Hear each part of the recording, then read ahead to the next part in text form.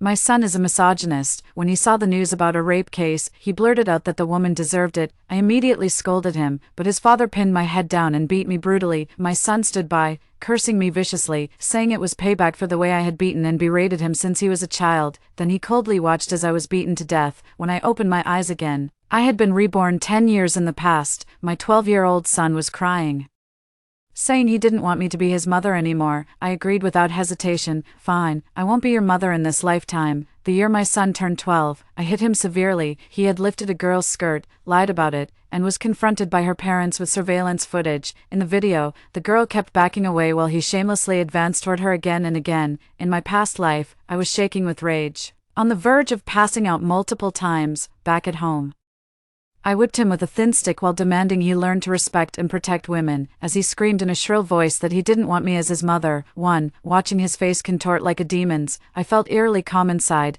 I called his father and told him to come home immediately. The moment Leonard stepped inside, his son immediately started sobbing and threw himself on the floor, pretending to be pitiful. I didn't give the father and son a chance to speak, preemptively slamming down the documents I had prepared in advance. Let's get a divorce. You can have custody of our son. In my previous life, I suffered a major hemorrhage during childbirth and lost my uterus, which meant I was destined to have only one child in this lifetime. I filed for divorce once when Leonard started showing signs of domestic violence. My son reacted the most strongly. He knew exactly how to hurt me, throwing tantrums and calling me a terrible mother, threatening to disown me if I went through with the divorce. At that moment, he jumped up from the floor and screamed, "You awful woman, you're a garbage mother, a terrible person who'd abandoned both her husband and her own son. If you dare leave my dad, I'll never see you again. Don't expect me to take care of you when you're old. You'll die with no son to carry on your legacy, doomed to be a failed woman." I pride myself on being a modern,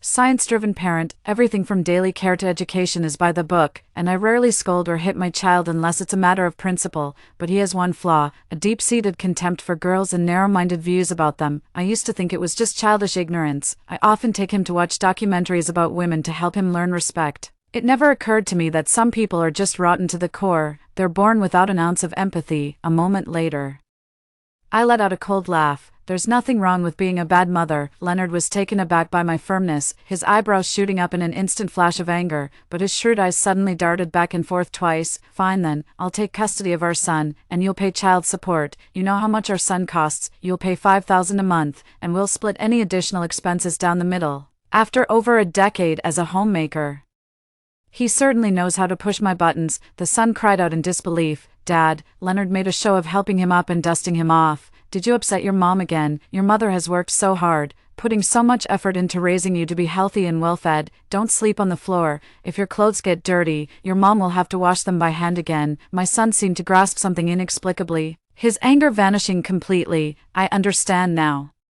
But it's still you who works hard to provide for me, Dad. Leonard patted his head with warmth. That's my boy. You're growing up. In moments of father-son bonding, I was always just part of the background. I used to think that was happiness, but now, I'm analyzing it sentence by sentence. Phrases like "don't upset your mom" subtly shift blame from the perpetrator to the victim, implying it's not your fault, but your mother's tendency to get angry, and that you should simply avoid provoking her.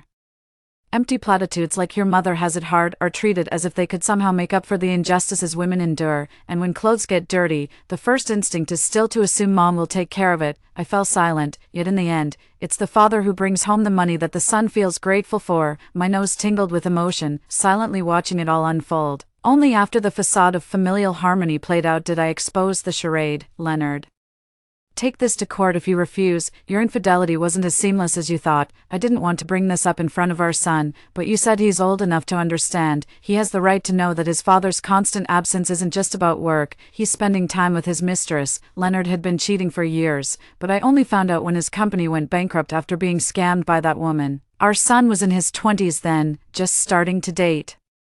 To spare our son from further heartbreak, I endured it all in silence. Leonard turned to alcohol and became abusive, and when our son needed financial support, I had to take a job as a nanny. Upon hearing this, my son stood frozen in place as if struck by lightning. Leonard suddenly snapped at me. "Stop talking nonsense. Fine, let's get divorced. Take a good look at yourself. You're downright repulsive. It's tough out there. Don't come crying to me later begging to get back together."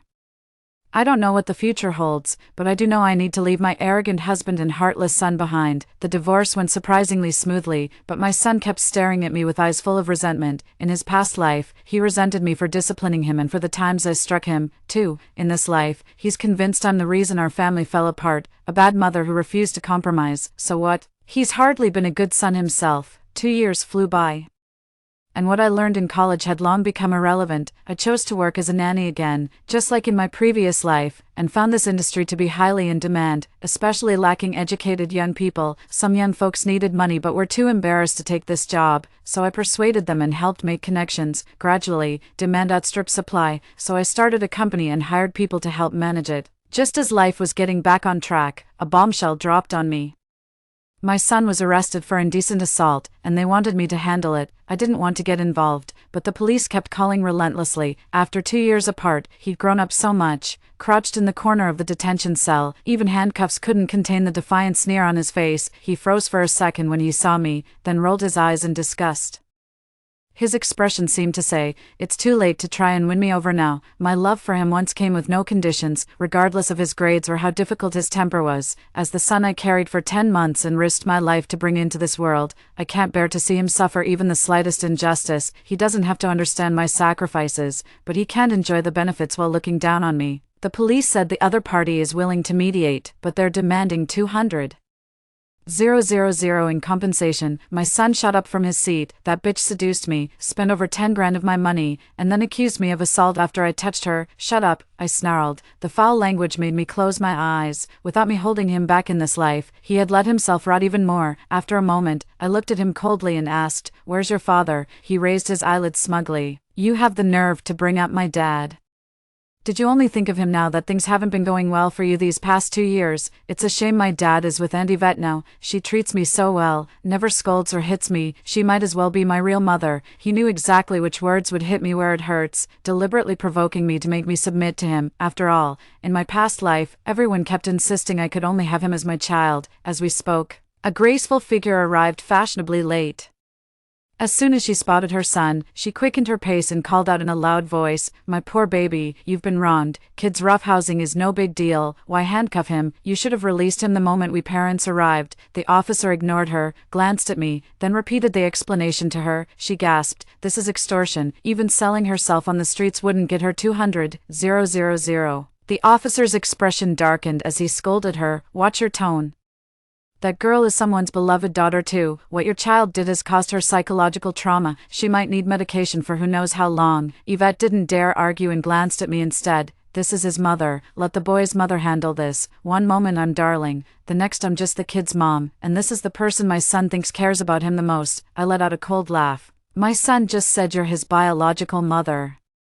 This is a family matter for you all to settle." Yvette was taken aback for a moment, but she's always been smooth-tongued. Last time around, she not only swindled Leonard out of his money but even took the earnings I made as a nanny for my son. Of course I treat Landon as my own son, but biologically, you two are mother and child. That's an unbreakable bond, right, Yunjia? Unfortunately, her veiled jab didn't hit me but instead struck a nerve with my son, who was already seething with anger.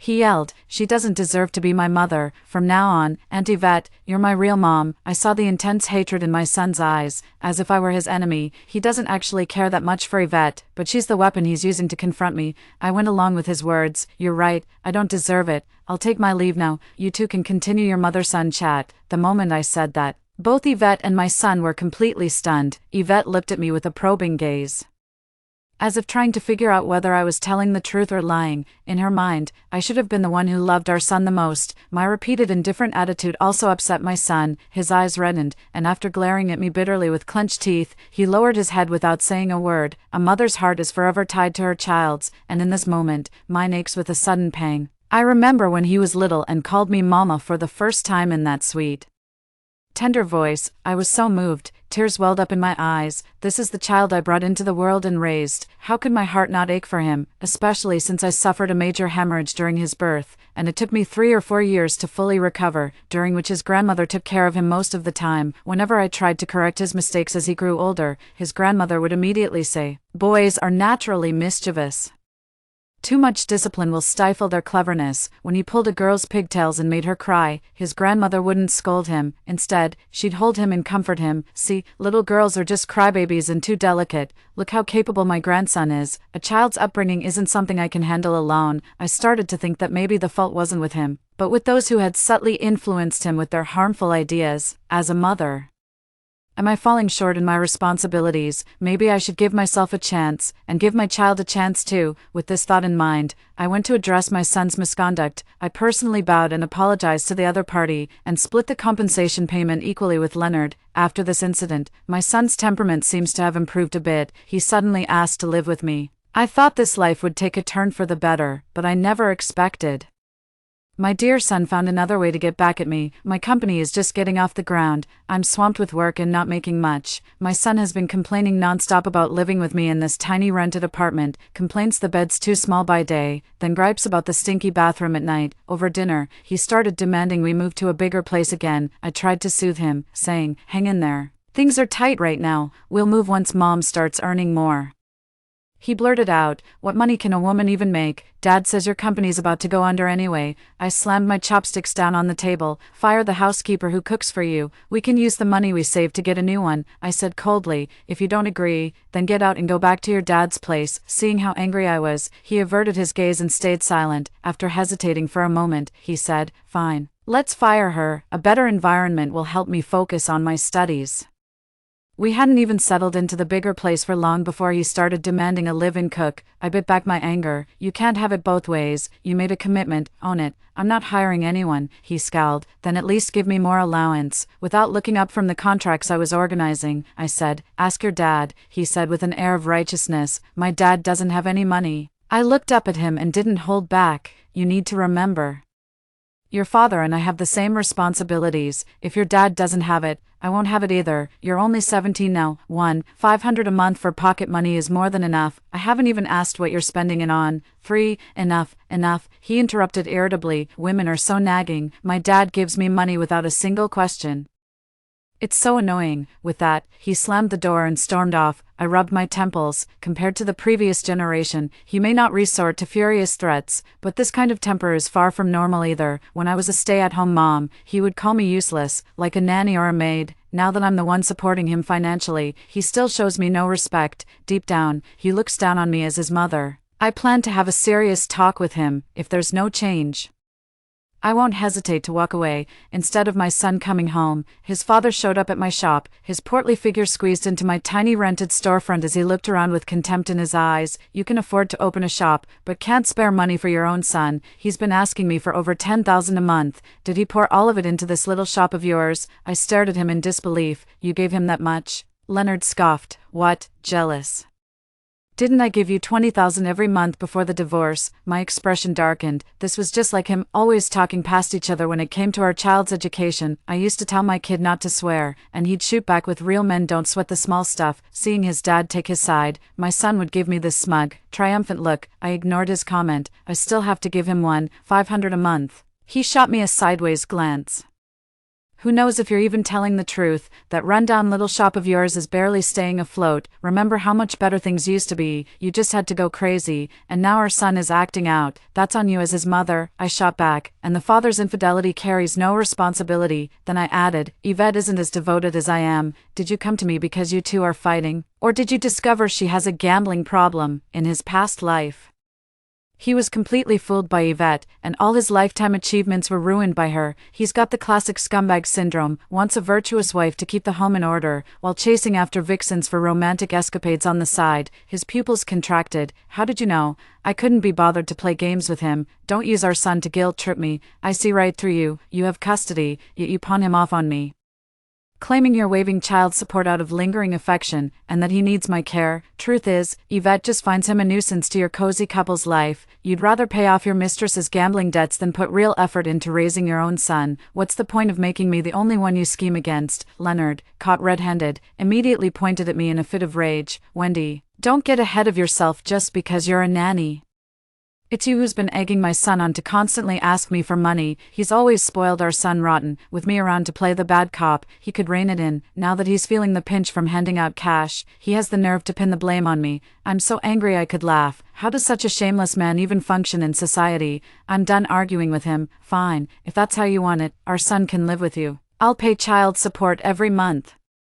He snapped back with a threatening tone. Good, if he comes to me, you'll never see him again. I looked at him calmly without responding, but inwardly, I thought, that's exactly what I wanted. My son vanished without a trace, and his phone was unreachable. Out of concern for his safety, I messaged Leonard, only to see a red exclamation mark. Clearly, he had blocked me. The next day, I checked with his homeroom teacher and learned he was already at school. I can't quite put my finger on what I'm feeling, disappointment, betrayal, or maybe relief. It seems like none of those, really. As my work kept piling up, I quickly moved from a small shop to an office building and even expanded into the cleaning business, but Leonard soon proved me wrong, making snide remarks about how capable I was and saying his son should study management and intern at my company over the winter break. I tried to reason with my son. The work at my company is really demanding.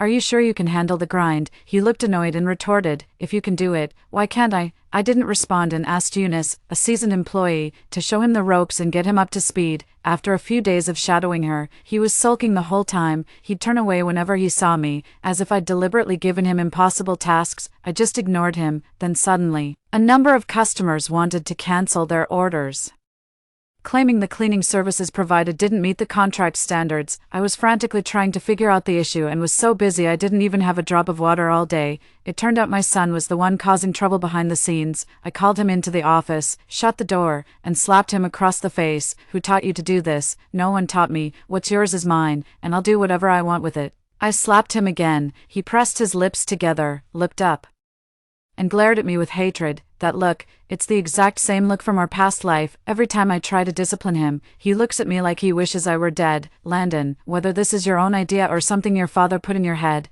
I don't want to be your mother anymore. Starting now, I'm exhausted, truly exhausted. You resent me when I try to guide you, and you resent me when I don't. Giving birth to you didn't put me in your debt. I'm a person, flesh and blood, with feelings.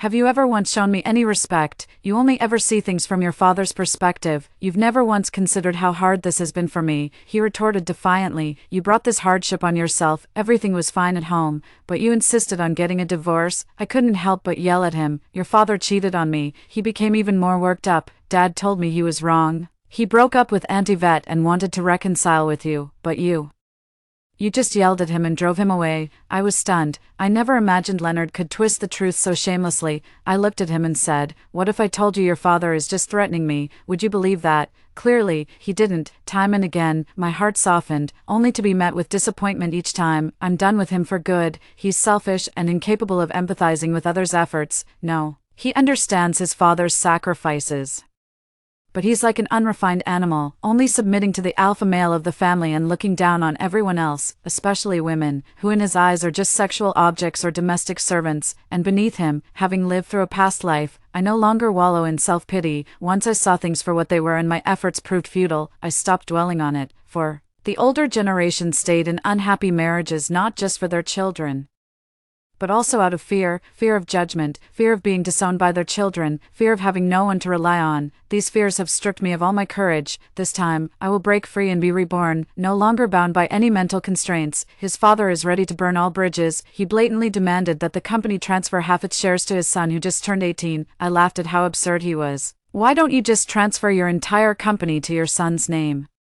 Aren't you supposed to be some kind of upright, honorable man, and now you're scheming against a woman? My son chimed in, everything my dad has will be mine sooner or later anyway. I was stunned. How could he, as a son, say something so shamelessly bold while both his parents are still alive? It seems my wonderful son isn't just selfish when it comes to me. Oh really? I raised an eyebrow at him. Since I can't have children, everything might eventually be yours someday, but your father, I said meaningfully, he might not have just you as his only son. That hit hard. The son immediately glanced over at Leonard a couple of times. Leonard's cheeks puffed with anger. Don't you dare try to drive a wedge between me and my son. Landon is the only son I'll ever have in this lifetime. My son was deeply moved. Leaning on Leonard's arm, he said, Dad, I'll take good care of you and show my filial devotion. I've long since figured out Leonard's scheme.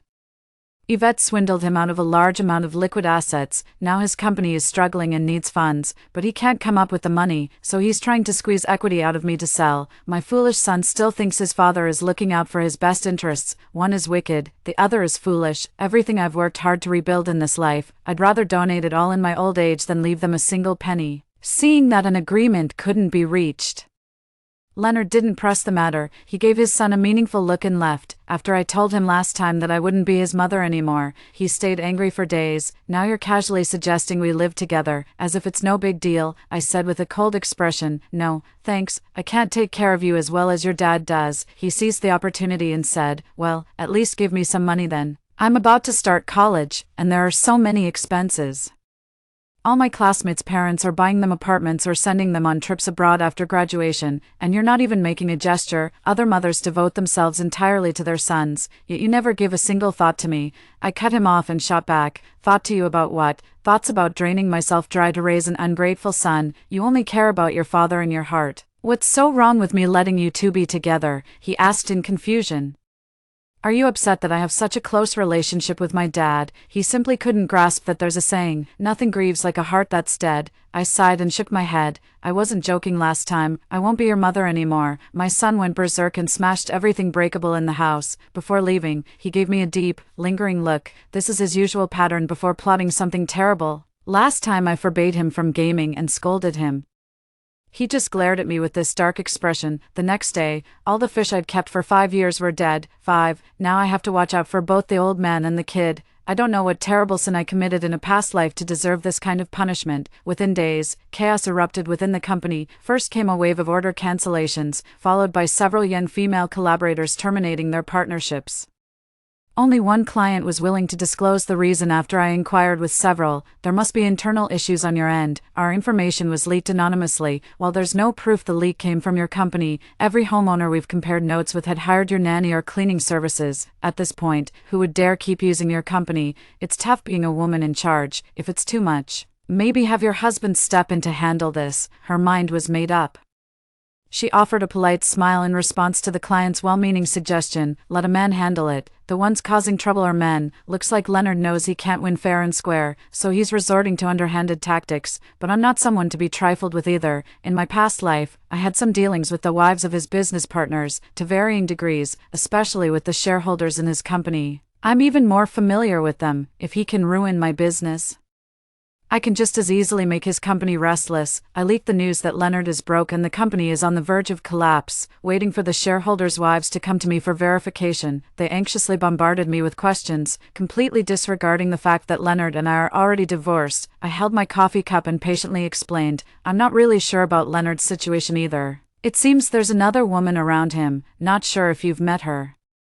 The ladies looked uncomfortable. Ahem, we've seen her once or twice after your divorce. Ha. But we just couldn't connect with her. She's quite the seductive type, not someone you'd settle down with. Seriously, I have no idea what Leonard was thinking, letting go of someone as wonderful as you, a devoted wife and mother. I smiled and said, he was the one who cheated. I ended things with him. I wasn't involved in Leonard's company. Maybe you should ask that woman about it.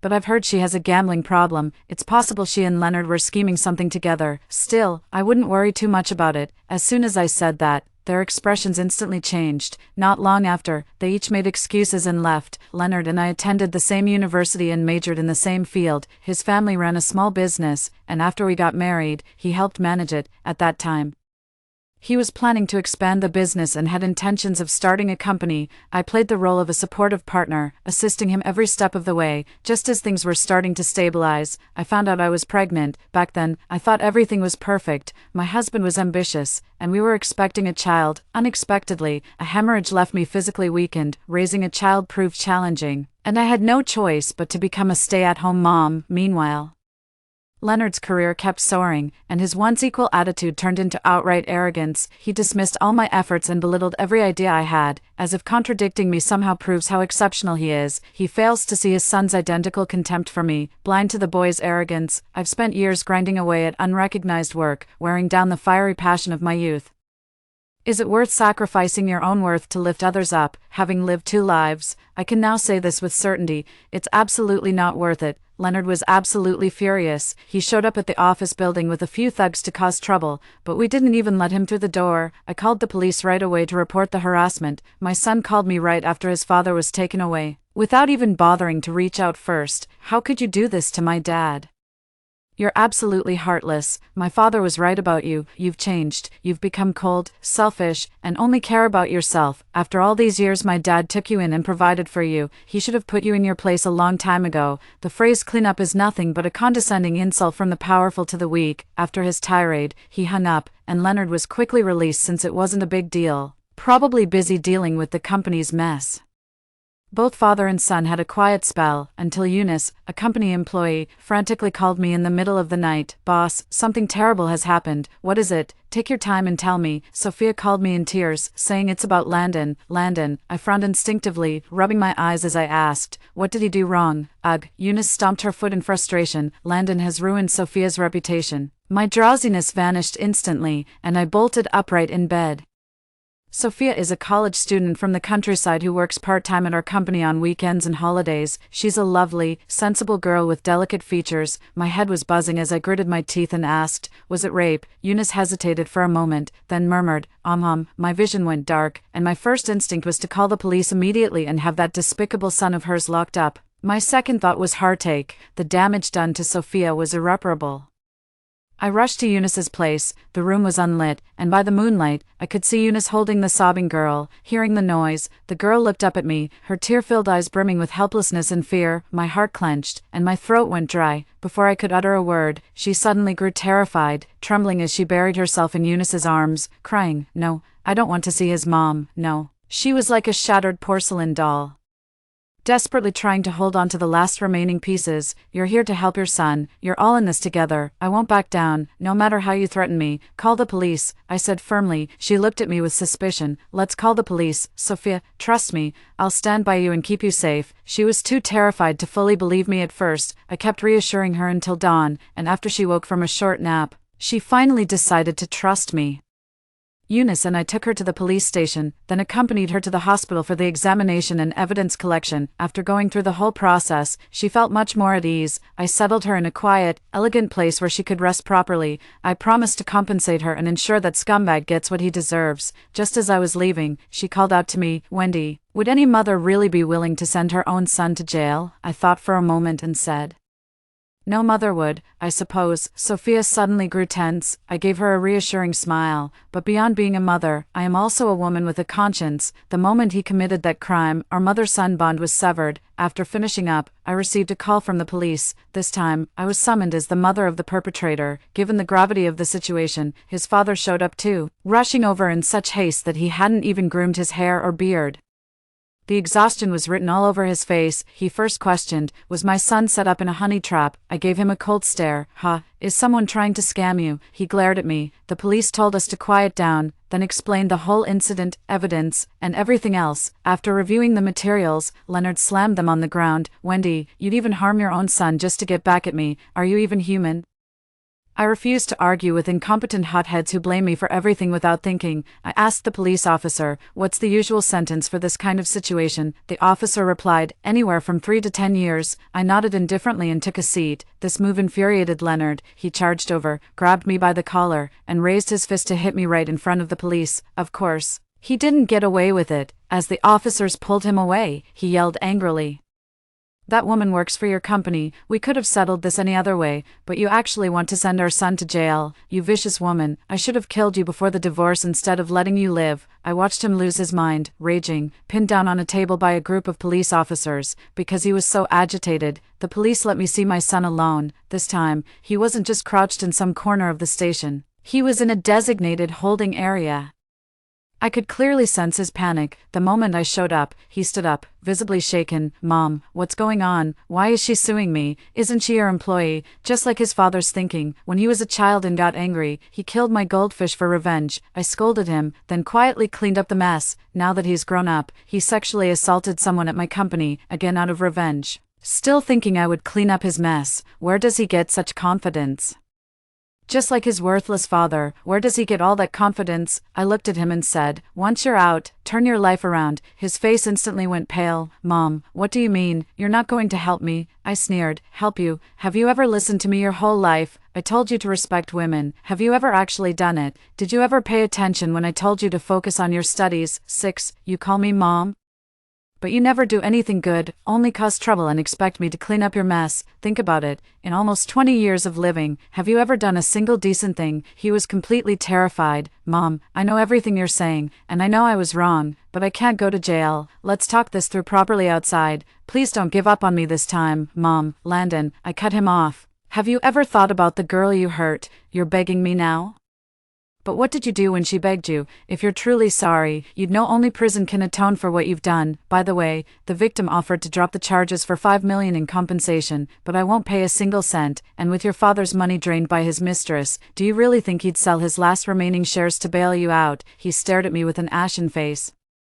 He will. My father definitely will. I'm his favorite son. I let out a light chuckle but didn't respond. After we left, his father didn't have the energy to confront me. Instead, he consulted a lawyer to explore possible solutions. Once a rape case is officially filed and investigated by the police, it cannot be withdrawn. It immediately enters the criminal procedure from the moment you report it. There's no turning back. The compensation amount was fabricated too, just to jolt the son who's been living in a bubble of paternal affection. When absolute interests are at stake, his father might not necessarily protect him. Sure enough, his father reached out to me within days. Compared to the furious rage back then, his voice now is filled with utter dejection. What did you tell our son? He's dead set on me coughing up $5 million, and he won't believe a word I say. What's really going on here? I explained. The $5 million is to get your son out.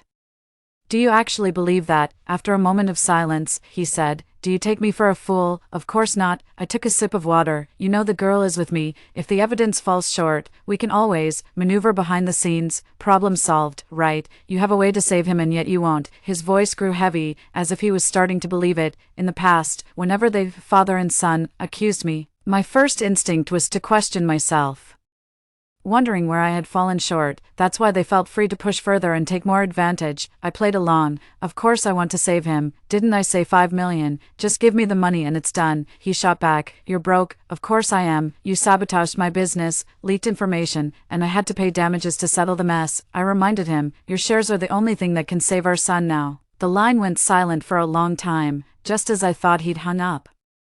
He finally replied, understood. Leonard isn't just some mindless brute. The way he treated me before was simply because he looked down on me. Only when he realized I had sharp claws of my own did he start treating me as an equal. I can't decide whether to curse that bastard or just blame it on human nature. A few days later, the prosecution review began. I heard rumors that Leonard might actually be selling his shares. If that's true, then I can kind of understand why my son trusts and adores his father unconditionally, even though his parenting methods backfire. At least his love is pure. The final hearing was closed to the public, with only a handful of people present. My son glanced around, paused when he saw me, then looked away. He was looking for his dad. Unfortunately, his father vanished without a trace before the lawsuit was filed. Selling the shares was real, but it wasn't to save his son. It was to take the money and start over somewhere else. I guess right. When it came down to pure self-interest, his father wouldn't protect him. He seemed to understand it too, his eyes gradually dimming. Throughout the court hearing, both sides presented their cases. He remained calm and composed the entire time, never showing anger, and quietly recounted the criminal process.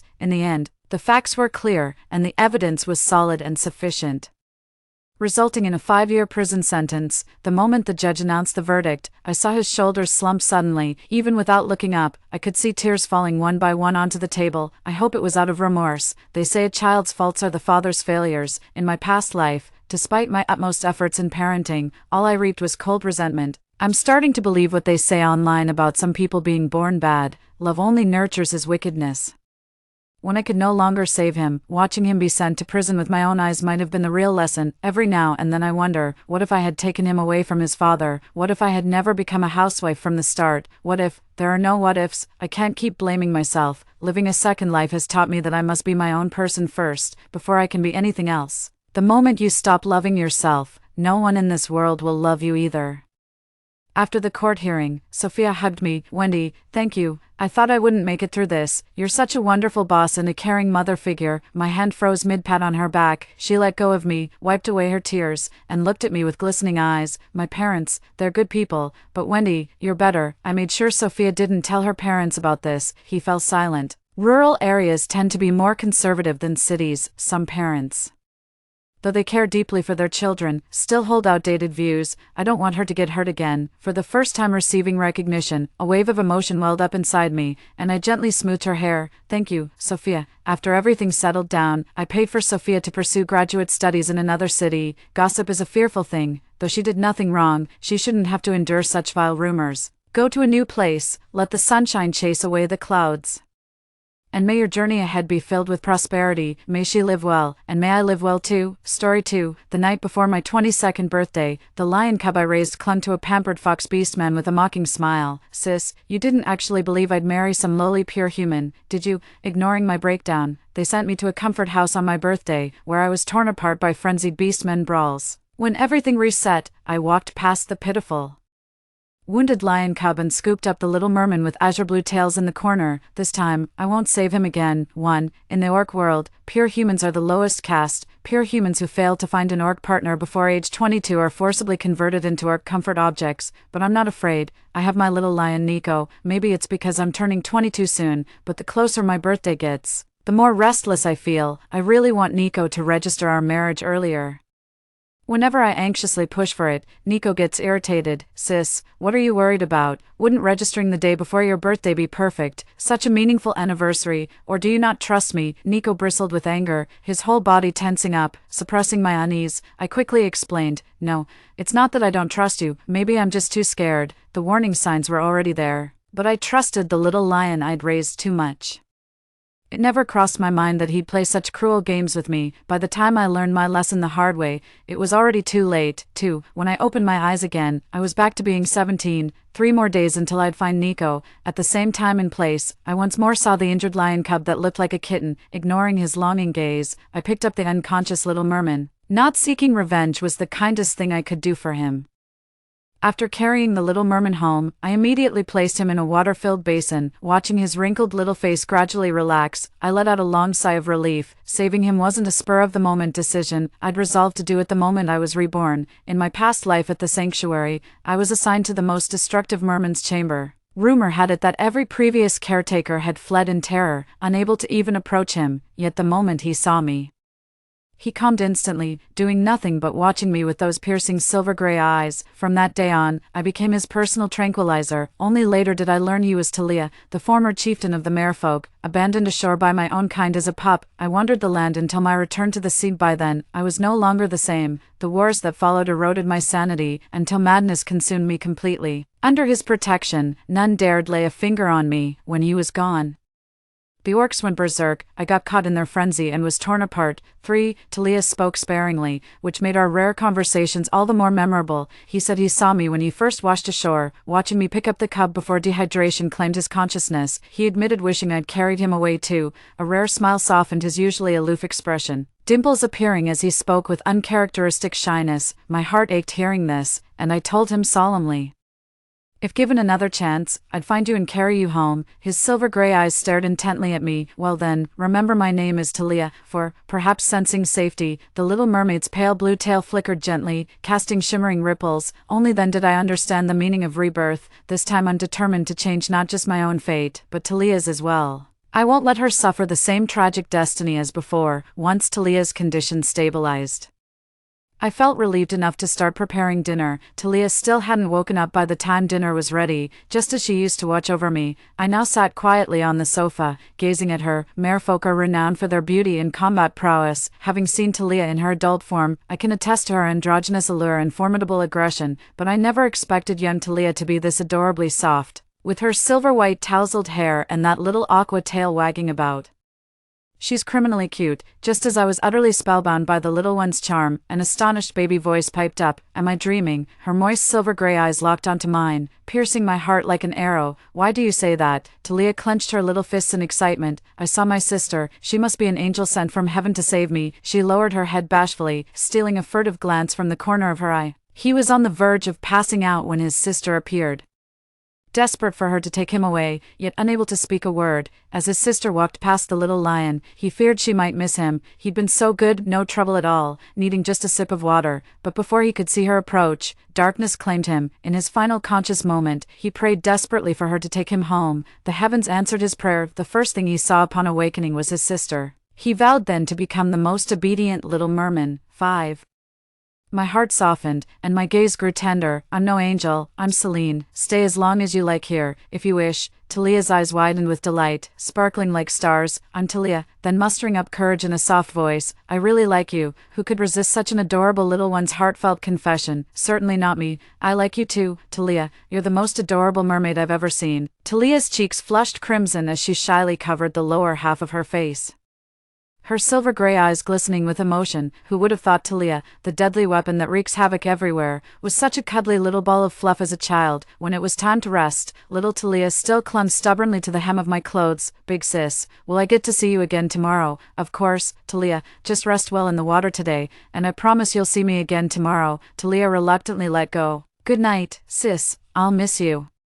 Testing the water temperature with a smile, I replied, good night, Talia. 6. The next morning, whimpering sounds at the door startled me awake. I rushed up, fearing something had happened to Talia. Upon opening the door, I found little Talia and Nico locked in a tense standoff. Nico's right leg bore dried bloodstains, as if from some violent struggle. Spotting my approach, little Talia quickly swam over with her pale blue tail. Sis, I didn't cause his injuries. I gently stroked little Talia's hair and took his hand, saying, I know. Then I turned to Nico, who was putting on a pitiful act, completely baffled at how he'd tracked us down. Seeing this, Nico's eyes flashed with jealousy before quickly welling up with tears. Big sis, could you adopt me? I've got no home left. He then pretended to casually glance at his wound. Little Talia clutched my hand tightly, putting on a brave face. While I wouldn't go so far as to seek revenge, I had no desire to maintain any contact with him, let alone consider adoption again. I refused coldly. No. Nico seemed incredulous, his eyes widening as he kept muttering, impossible, impossible. I broke down instantly, crying, how could you just abandon me? It finally dawned on me, Nico had been reborn too. No wonder he could track me down. I kept reminding myself that the past life was the past life, and I shouldn't take it out on Nico who knew nothing about it. But now that he's reborn too, why the hell should I keep pretending nothing ever happened? My calm facade belies the venom in every word. Why should I care about you? I already have my little mermaid. Anything furry is just filthy. Nico's expression shattered as he desperately tried to hide the blood-stained fur. I'm not dirty, sister. I'm really not. He reached up to grab me, but little Talia bared her teeth to stop him, Nico's lips trembling uncontrollably. Please, sis, I was wrong. Don't abandon me. I took a disgusted step back, pretending not to understand. Just leave already. Find some noble beast men to take care of you. I'm truly incapable. With that, I took Talia's hand and slammed the door shut. Hearing Nico's wails through the door filled me with dark satisfaction. In my past life, had I not met Talia, I wouldn't have planned to live another day. I'd rather die cleanly than endure prolonged suffering. Regaining composure, I forced a smile, not wanting to frighten little Talia. Did that scare you? Talia shook her little head earnestly. I wasn't scared at all. What about you, sis? Me neither. Do you think I'm being heartless, Talia? Talia puffed her cheeks like a steamed bun. Big sis, don't talk about yourself like that. He must have done something wrong to hurt you, sis. You're the absolute best big sister in the whole wide world. A warm feeling washed over her heart, dissolving all the resentment Nico had stirred up. I curled my lips into a smile as I gazed affectionately at Talia. All right then, the world's best big sister is off to cook for the world's most adorable little mermaid. Be a good girl and wait patiently, my precious Talia. Bubbling with joy from the praise, Talia gave two cheerful ahs and obediently stayed in her water basin. Her pale blue tail swayed gently while silver gray eyes followed Celine's bustling figure, dimples appearing on her porcelain cheeks as she smiled. Big sis just said I'm the cutest in the whole world. So happy. Hides face shyly. How is it? Tasty. Talia's cheeks were puffed up with food, her eyes sparkling like little stars. So yummy. Sis, you're amazing. Clearing my throat modestly, I said, not bad.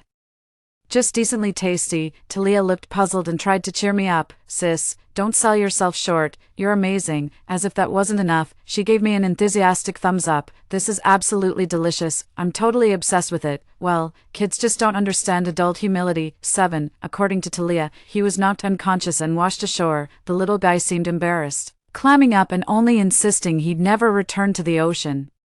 But is it really okay for a mermaid like you to stay on land instead of the ocean? I asked with concern. No worries, sis. I'm no ordinary mermaid. Just need to soak in water daily and I'm good. Her tone dripped with pride, those silver gray eyes sparkling as if saying, aren't I amazing? Praise me, praise me. My mischievous side won out as I casually replied, oh. Talia froze instantly, as if struck by my indifference. Her tail going completely still, her clear, pitiful eyes looked lost. Staring at me helplessly, I cursed myself for being such a jerk and quickly added, amazing. As expected of Talia, the little one perked up again, mustering courage through bashfulness to say, I'm so happy to live with you, sis, then added, I'll protect you. I smiled from the bottom of my heart. I'll do everything in my power to protect Talia too. Even the most talented little mermaid still needs to go to school, sis. Do I have to go? I want to stay with you? The mermaid pleaded with puppy-dog eyes. I gave her a firm no. Absolutely not. Even mermaids can't grow up illiterate. Oh, 8. Orcs and pure humans attend different schools. The human curriculum focuses on practical skills for survival in the orc-dominated world. Orc education prioritizes unlocking combat potential and power development, with basic knowledge as secondary. Their accelerated growth cycle means graduation typically occurs within 3 years, initially. Talia struggled to adapt since merfolk naturally avoid crowded beastkin environments, but after realizing it would strengthen her abilities to protect me, she became exceptionally motivated. For every session, Talia would show me what they'd learned every day after returning, so I always assumed they were happy at the Orc Academy, until the day they came home covered in wounds. By then Talia had grown into a 12 or 13-year-old. With a bloody bite mark swelling purple on their arm and claw marks streaking across their face. When asked what happened, Talia just said there'd been a clash with other beasts, nothing more. I had no choice but to treat his wounds. The orcs heal quickly and merfolk are particularly resilient. Proper treatment still speeds up recovery. I figured occasional brawls were to be expected for an orc, so I didn't press further. But then he started coming home injured every single day. Something was definitely wrong. He wouldn't tell me, so I had to tail him quietly. Then I stumbled upon Talia brawling with a pack of orcs. She dropped them one by one. Within moments, the whole group was sprawled on the ground. Talia grabbed the bulliest black bear orc and pummeled him relentlessly, her fists radiating an unsettling ferocity beyond her years. Say it again. Who's the inferior one? The bear beastman screamed in terror. Snot and tears streaming down his face. Stop, please stop, I was wrong, I'm worthless, I'm scum, sobbing. The bear beastman was beaten bloody, barely breathing, yet Talia showed no mercy. Seeing the beastman near death, I shouted, Talia, enough, stop this now. Talia froze in her tracks. The beasts scattered in panic, leaving just Talia and me behind. 9. Talia stood completely still, as if rooted to the spot. I sighed. Let's head home first, and turned toward the house. The once ferocious boy now trailed behind with slumped shoulders and sullen silence. Back home, I crossed my arms and looked up at Talia, now slightly taller than me, putting on a cold front and forcing an air of authority. Talk, why the fight? Talia turned her face away, muttering under her breath, no reason, they had it coming. I took a deep breath and asked repeatedly, but got the same answer. No need for pretense now, I'm genuinely furious, Talia. Do you realize you nearly killed him just now? Is human life that trivial in your eyes? Do you just hit whoever you want without asking why? Seeing the disappointment in my eyes, Talia finally grasped the gravity of the situation. Her previous nonchalance vanished as she flustered. Sis, no, that's not how I am. I had my reasons for hitting them. Sis, fine, still not telling the truth. Seeing my indifferent and cold expression, Talia completely panicked and finally confessed the reason.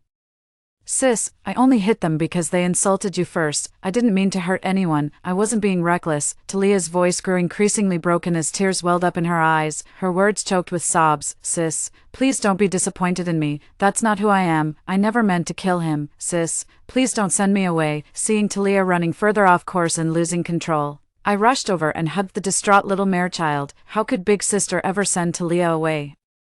Talia's my only family in this world. I cherish her too much to ever drive her away. The sorrowful little mare-child lifted their head from the crook of my neck, their eyes rimmed red from crying. Really, you're not tricking me, sis, I swore earnestly. Of course, when have I ever lied to you? Little Dayu saw I wasn't angry anymore and started making counteraccusations. Sis, you misunderstood me earlier and were so cold. I'm really hurt. I gave an awkward chuckle.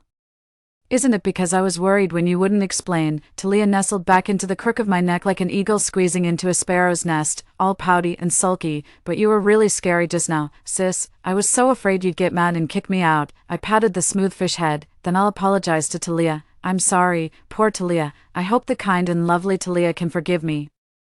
As if embarrassed, Talia buried herself deeper into the crook of my neck. It's not your fault, sis. They're the ones to blame. You were just worried about me. That's when I remembered the real issue. Next time you pick a fight, check your opponent's strength first. Got it? Don't just charge in. What if you get hurt? And go easy if they're not much of a threat. Are you worried about me? I'm so happy. Don't worry, sis. I know what I'm doing. Watching the lively little big fish bounce back, I sighed and gave in. Fine then. 10. Ever since then, Talia's been clinging to me more and more. She used to play with other beasts occasionally, but now she won't even step outside. Just stays home all day following me around like a shadow. Can't even scold him. The moment I try, those liquid silver eyes well up pitifully, asking if I'm abandoning him. How could anyone stay mad at that? Guess I'll just have to live with the monster I've spoiled. It's not like I can toss him out now. 3 years have flown by since I found Talia. I've even landed my dream research job, something I never achieved in my past life. Talia has graduated from the Orc Academy, transforming from a tiny bundle that barely reached my knees into a towering figure who now stands a full head taller than me. Gotta admit, orcs really do grow up fast. If I hadn't cooked all her meals myself, I'd swear Talia was raised on growth hormones. The grown-up Talia bears an uncanny resemblance to her past self. Perhaps due to her younger age, Talia now possesses an ethereal beauty so refined it transcends gender, almost too perfect to be real. Even I occasionally find myself spellbound, let alone those wide-eyed creatures who've never seen such magnificence. Back then, creatures of every species, male or female, winged or earthbound, would court Talia daily, knowing Talia hadn't undergone differentiation yet. They'd pull out all the stops trying to trigger the process.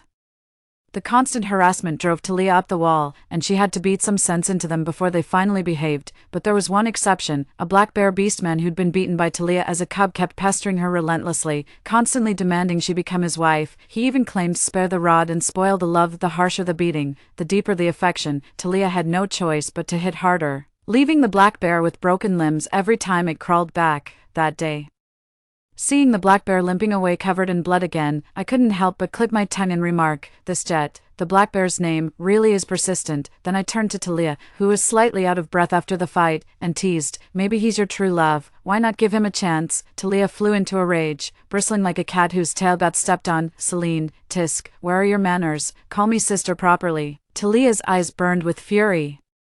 "What kind of sister are you? How could you just pawn me off on someone else?" The more I spoke, the more upset I became, voice trembling as if I'd suffered some terrible injustice. "Are you getting tired of me? Oh God, I took it too far. I swear I was just joking." I rushed to explain, No, I'd never find you annoying. I was just joking, really, you gotta believe me. How could someone like Jet ever be worthy of our universally adored Talia? She deserves at least a stunning beauty." Talia felt the fire in her chest blaze hotter at Celine's careless words, itching to silence that hurtful mouth, but she couldn't bring herself to hurt her sister, so she chose to hide instead. My frantic explanations only poured fuel on the flames. Talia got even angrier and stormed off to her room. Are mermaids this temperamental nowadays, or am I just too good at pissing people off that even fish get depressed? 11. Ever since I annoyed the big fish into retreating to her room at noon, Talia hasn't come out all afternoon. She usually keeps me company in the living room. Must have really hurt her feelings this time. Sigh. Still don't know what caused it, but I'd better start making it up to her. I specially bought Talia's favorite sea fish this afternoon, hoping she'd forgive me for the fish's sake. But when dinner time came, Talia still hadn't come out. That's not like her. She's been mad before, but never like this. I crept up to Talia's door like a sneaky little thief. "My dearest Talia, dinner's ready. I made your favorite sea bass." No response. I leaned closer, only to find the door unlatched. It swung open under my weight. A scandalously vivid scene assaulted my vision. Talia lay bare-chested in the bathtub, her bony hands dangling limply over the edges. Her soaked silver hair clung to her chest, faintly revealing glimpses of pink. Her silver-gray eyes shimmered with moisture, clouded like mist. Her damp, sensual lips parted intermittently, occasionally flashing a crimson tongue, while beads of sweat glistened on her forehead, tinting her neck and chest a delicate pink. This is clearly a sign of differentiation. Oh no, did I make Talia so angry that she differentiated on the spot? I hurried forward. Talia, how are you holding up?" But the merfolk undergoing transformation remained completely unconscious, let alone capable of responding. Talia was utterly consumed by the feverish transformation. her brow furrowed as her icy blue tail thrashed restlessly against the bathtub, seeking relief from the scorching waves through pain. Yet this proved utterly futile. A scorching heat surged through his body like wildfire, spreading from his chest until it became unbearable. Sister, I'm burning up. What? I leaned down, bringing my ear close to Talia's lips. A warm breath brushed against my ear, sending tingles down my spine. A deep, melodious whisper curled around my ear and seeped into my heart. Sis, so hot. Poor Talia. I placed my hand on Talia's head, gently stroking the mermaid's forehead. Damn, her forehead's burning up, hot enough to fry an egg. Hang in there, Talia. Every mermaid goes through this phase. Just tough it out a bit longer, and smooth sailing awaits. I was in the middle of talking excitedly when suddenly a pair of burning hands pressed against the back of mine. It gave me quite a start. Oh. It's just Talia. Never mind then. Tormented by differentiation fever, Talia was like a desert mirage, the relentless heat scorching away all reason. A sudden coolness spread across my forehead, offering brief respite from the heat, but to the raging fire within, this was merely a drizzle, only intensifying the craving for icy relief. No longer content with just grasping, Talia yanked me straight into the bathtub with one forceful pull. By the time I realized what was happening, Talia had already coiled around my entire body, leaving me completely immobilized. Scorching breath grazed my ear as burning lips trailed along my neck, sending shivers down my spine. Cradling the cool mermaid's entire form, I sighed contentedly, my brows relaxing as I whispered sister tenderly. His aquiline nose brushed against my cheek intermittently, radiating intimate warmth. Through our pressed bodies, I felt his frantic heartbeat. Soon my own pulse spiraled out of control, heat flooding my cheeks. It's so hot, but I can't move at all. Talia, sis. The soothed mermaid regained some consciousness, her silvery gray eyes fluttering open. You're holding me too tight, I can't breathe. The newly awakened mermaid, still dazed, only caught the words hold tight, and so Celine found herself trapped even more firmly, facing the mermaid's clueless gaze mid-transformation. I was utterly speechless. You need to loosen up a bit. Talia's eyes widened in shock, as if I'd just made some outrageous demand, her expression practically accusing my 98.6 degrees Fahrenheit mouth of spewing such icy words. I shot her a look. Puppy dog eyes wouldn't work this time. Talia reluctantly eased her grip, by a fraction, under my death glare. Talia loosened her grip slightly, finally able to breathe again. The mermaid who'd been told to stay away by her beloved looked utterly wronged, tears welling in the corners of her eyes. Big sis, I feel awful, I'm falling apart, hold me tight. Aren't I holding you right now? He kept playing the victim, but there's still so much space between us, I can't even feel you anymore. Sis, it's so hot. Sis, am I dying? I looked around doubtfully. Was it really that far? The hopeful mermaid kept gazing at me with pitiful eyes. Fine, but just a tiny bit closer. The triumphant mermaid suppressed her excitement and hugged me tighter, nuzzling into the crook of my neck as she cooed. Sis, you're the best. Look at this giant fish acting all clingy. Just wait till you sober up and remember what you've done. I bet you'll die of embarrassment. 12, after what felt like forever. Talia's feverish heat finally subsided, leaving half my body completely numb. Who knew I'd be the one suffering through Talia's transformation? Just as I was about to leave, I suddenly felt something hard pressing against my waist. What the hell is that? As I started to look down, Talia abruptly lifted my chin, her cheeks burning crimson. I let out a shrill scream. I only remembered the transformation, completely forgetting it determines our gender. Mermaids have no gender before transformation. I totally forgot about that. Was that what I think it was just now? I actually considered looking down to check. No worries, as long as I'm not embarrassed, then the embarrassment isn't mine. My face turned beet red. So, you're feeling better now, right? I should probably get going. I tried to stand up and leave, but my legs wouldn't cooperate. I gave an awkward chuckle, numb as hell lol. Even after full differentiation, Talia retained her delicate features, though now carrying an intimidating aura absent before, broad-shouldered with a narrow waist. Her nearly 2-meter-long crystalline blue tail was both elegant and powerfully built, radiating tremendous strength. She bore the same face as her past life, yet this incarnation of Talia carried less of that bloodthirsty aura. Talia flashed a radiant smile, her voice crisp and deep. Then let me carry you, sister. Before I could utter no, Talia rose from the water, her mermaid tail transforming into a man's muscular legs as she stepped naked from the tub. See no evil. I clapped both hands over my eyes in a flash. I thought I caught the sound of a delightful little chuckle. Since when did post-differentiation Talia become so uncouth? Give me back my adorable little mermaid. Talia in baggy gray sleep pants crouched down, her voice husky and low. Sis, you ready? I'm carrying you back now. Why ask? Just scoop me up already. If my limbs weren't numb and useless right now, I wouldn't need your help, weirdo. I murmured a soft and opened my eyes. Good.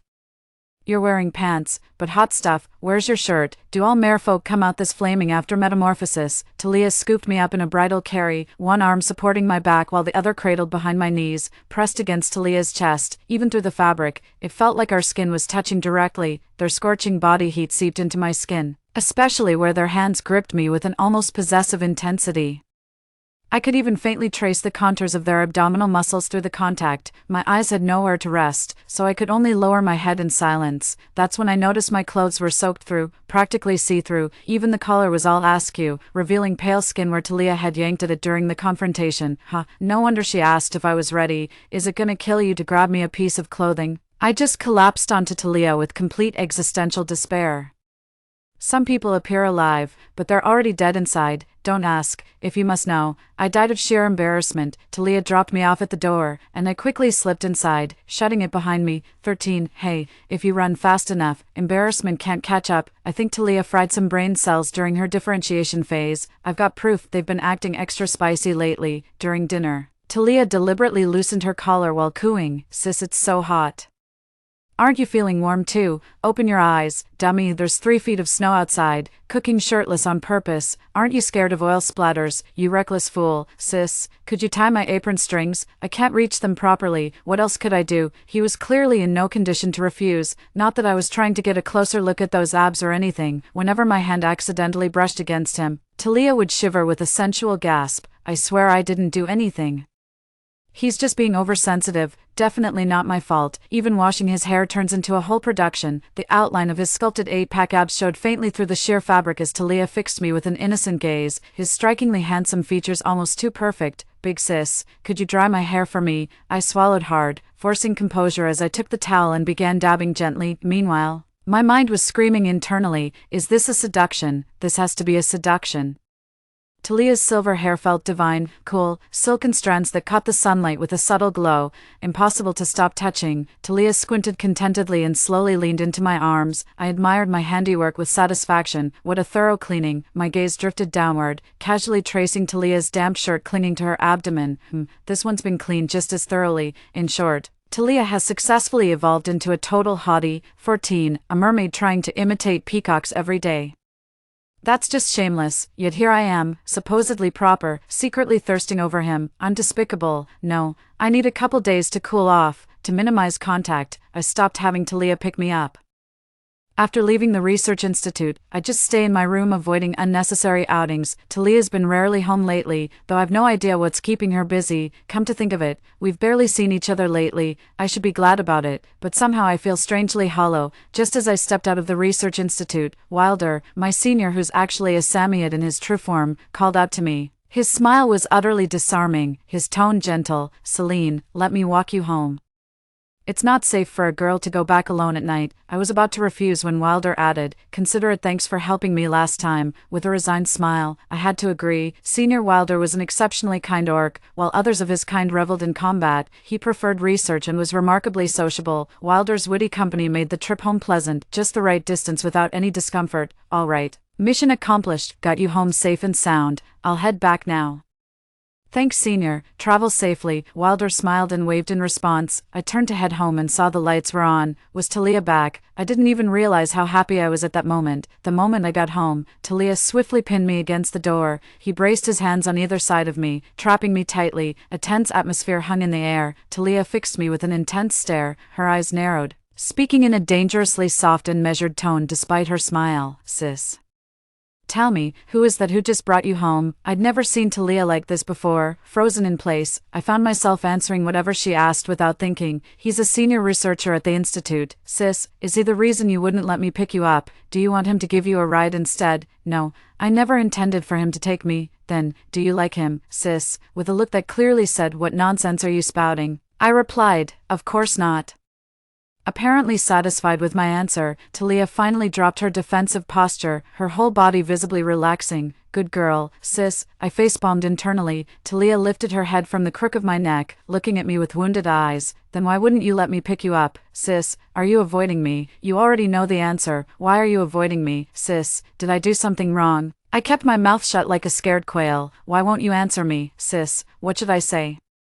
that I'm lusting after you, that I'm shameless and ran away because I couldn't control myself. You may not care about saving face, but I certainly do. I kept looking around in silence, but Talia seemed determined to pick a fight, insisting I respond. I had no choice but to give a half-hearted answer. I just think we should keep some distance now that you're grown up. It's better for both of us. Somehow Talia caught the gist and, far from being angry, actually brightened up with a cheerful lilt in her voice. So big sister finally noticed I've been seducing you. What kind of shameless talk is this? Completely unfazed by my shock, Talia then shifted to looking utterly pitiful with puppy-dog eyes. But didn't you enjoy it, sis? You always seemed to like it when I teased you. You can't just use me and throw me away. Shut up, stop talking. I quickly covered that shameless mouth. Talia whimpered twice, her accusatory gaze fixed on me like I was some heartless villain. Good folks, I swear I did nothing wrong. He's the one spinning tales, and now my reputation's in tatters. My eyes flashed with murderous intensity. Stop spouting nonsense, or I won't let go. Talia nodded timidly like a bullied bride under my domineering gaze. Only then did I release my grip, exhaling deeply. A few more lines like this and my poor heart won't take it. I love you, sis. Do you love me too?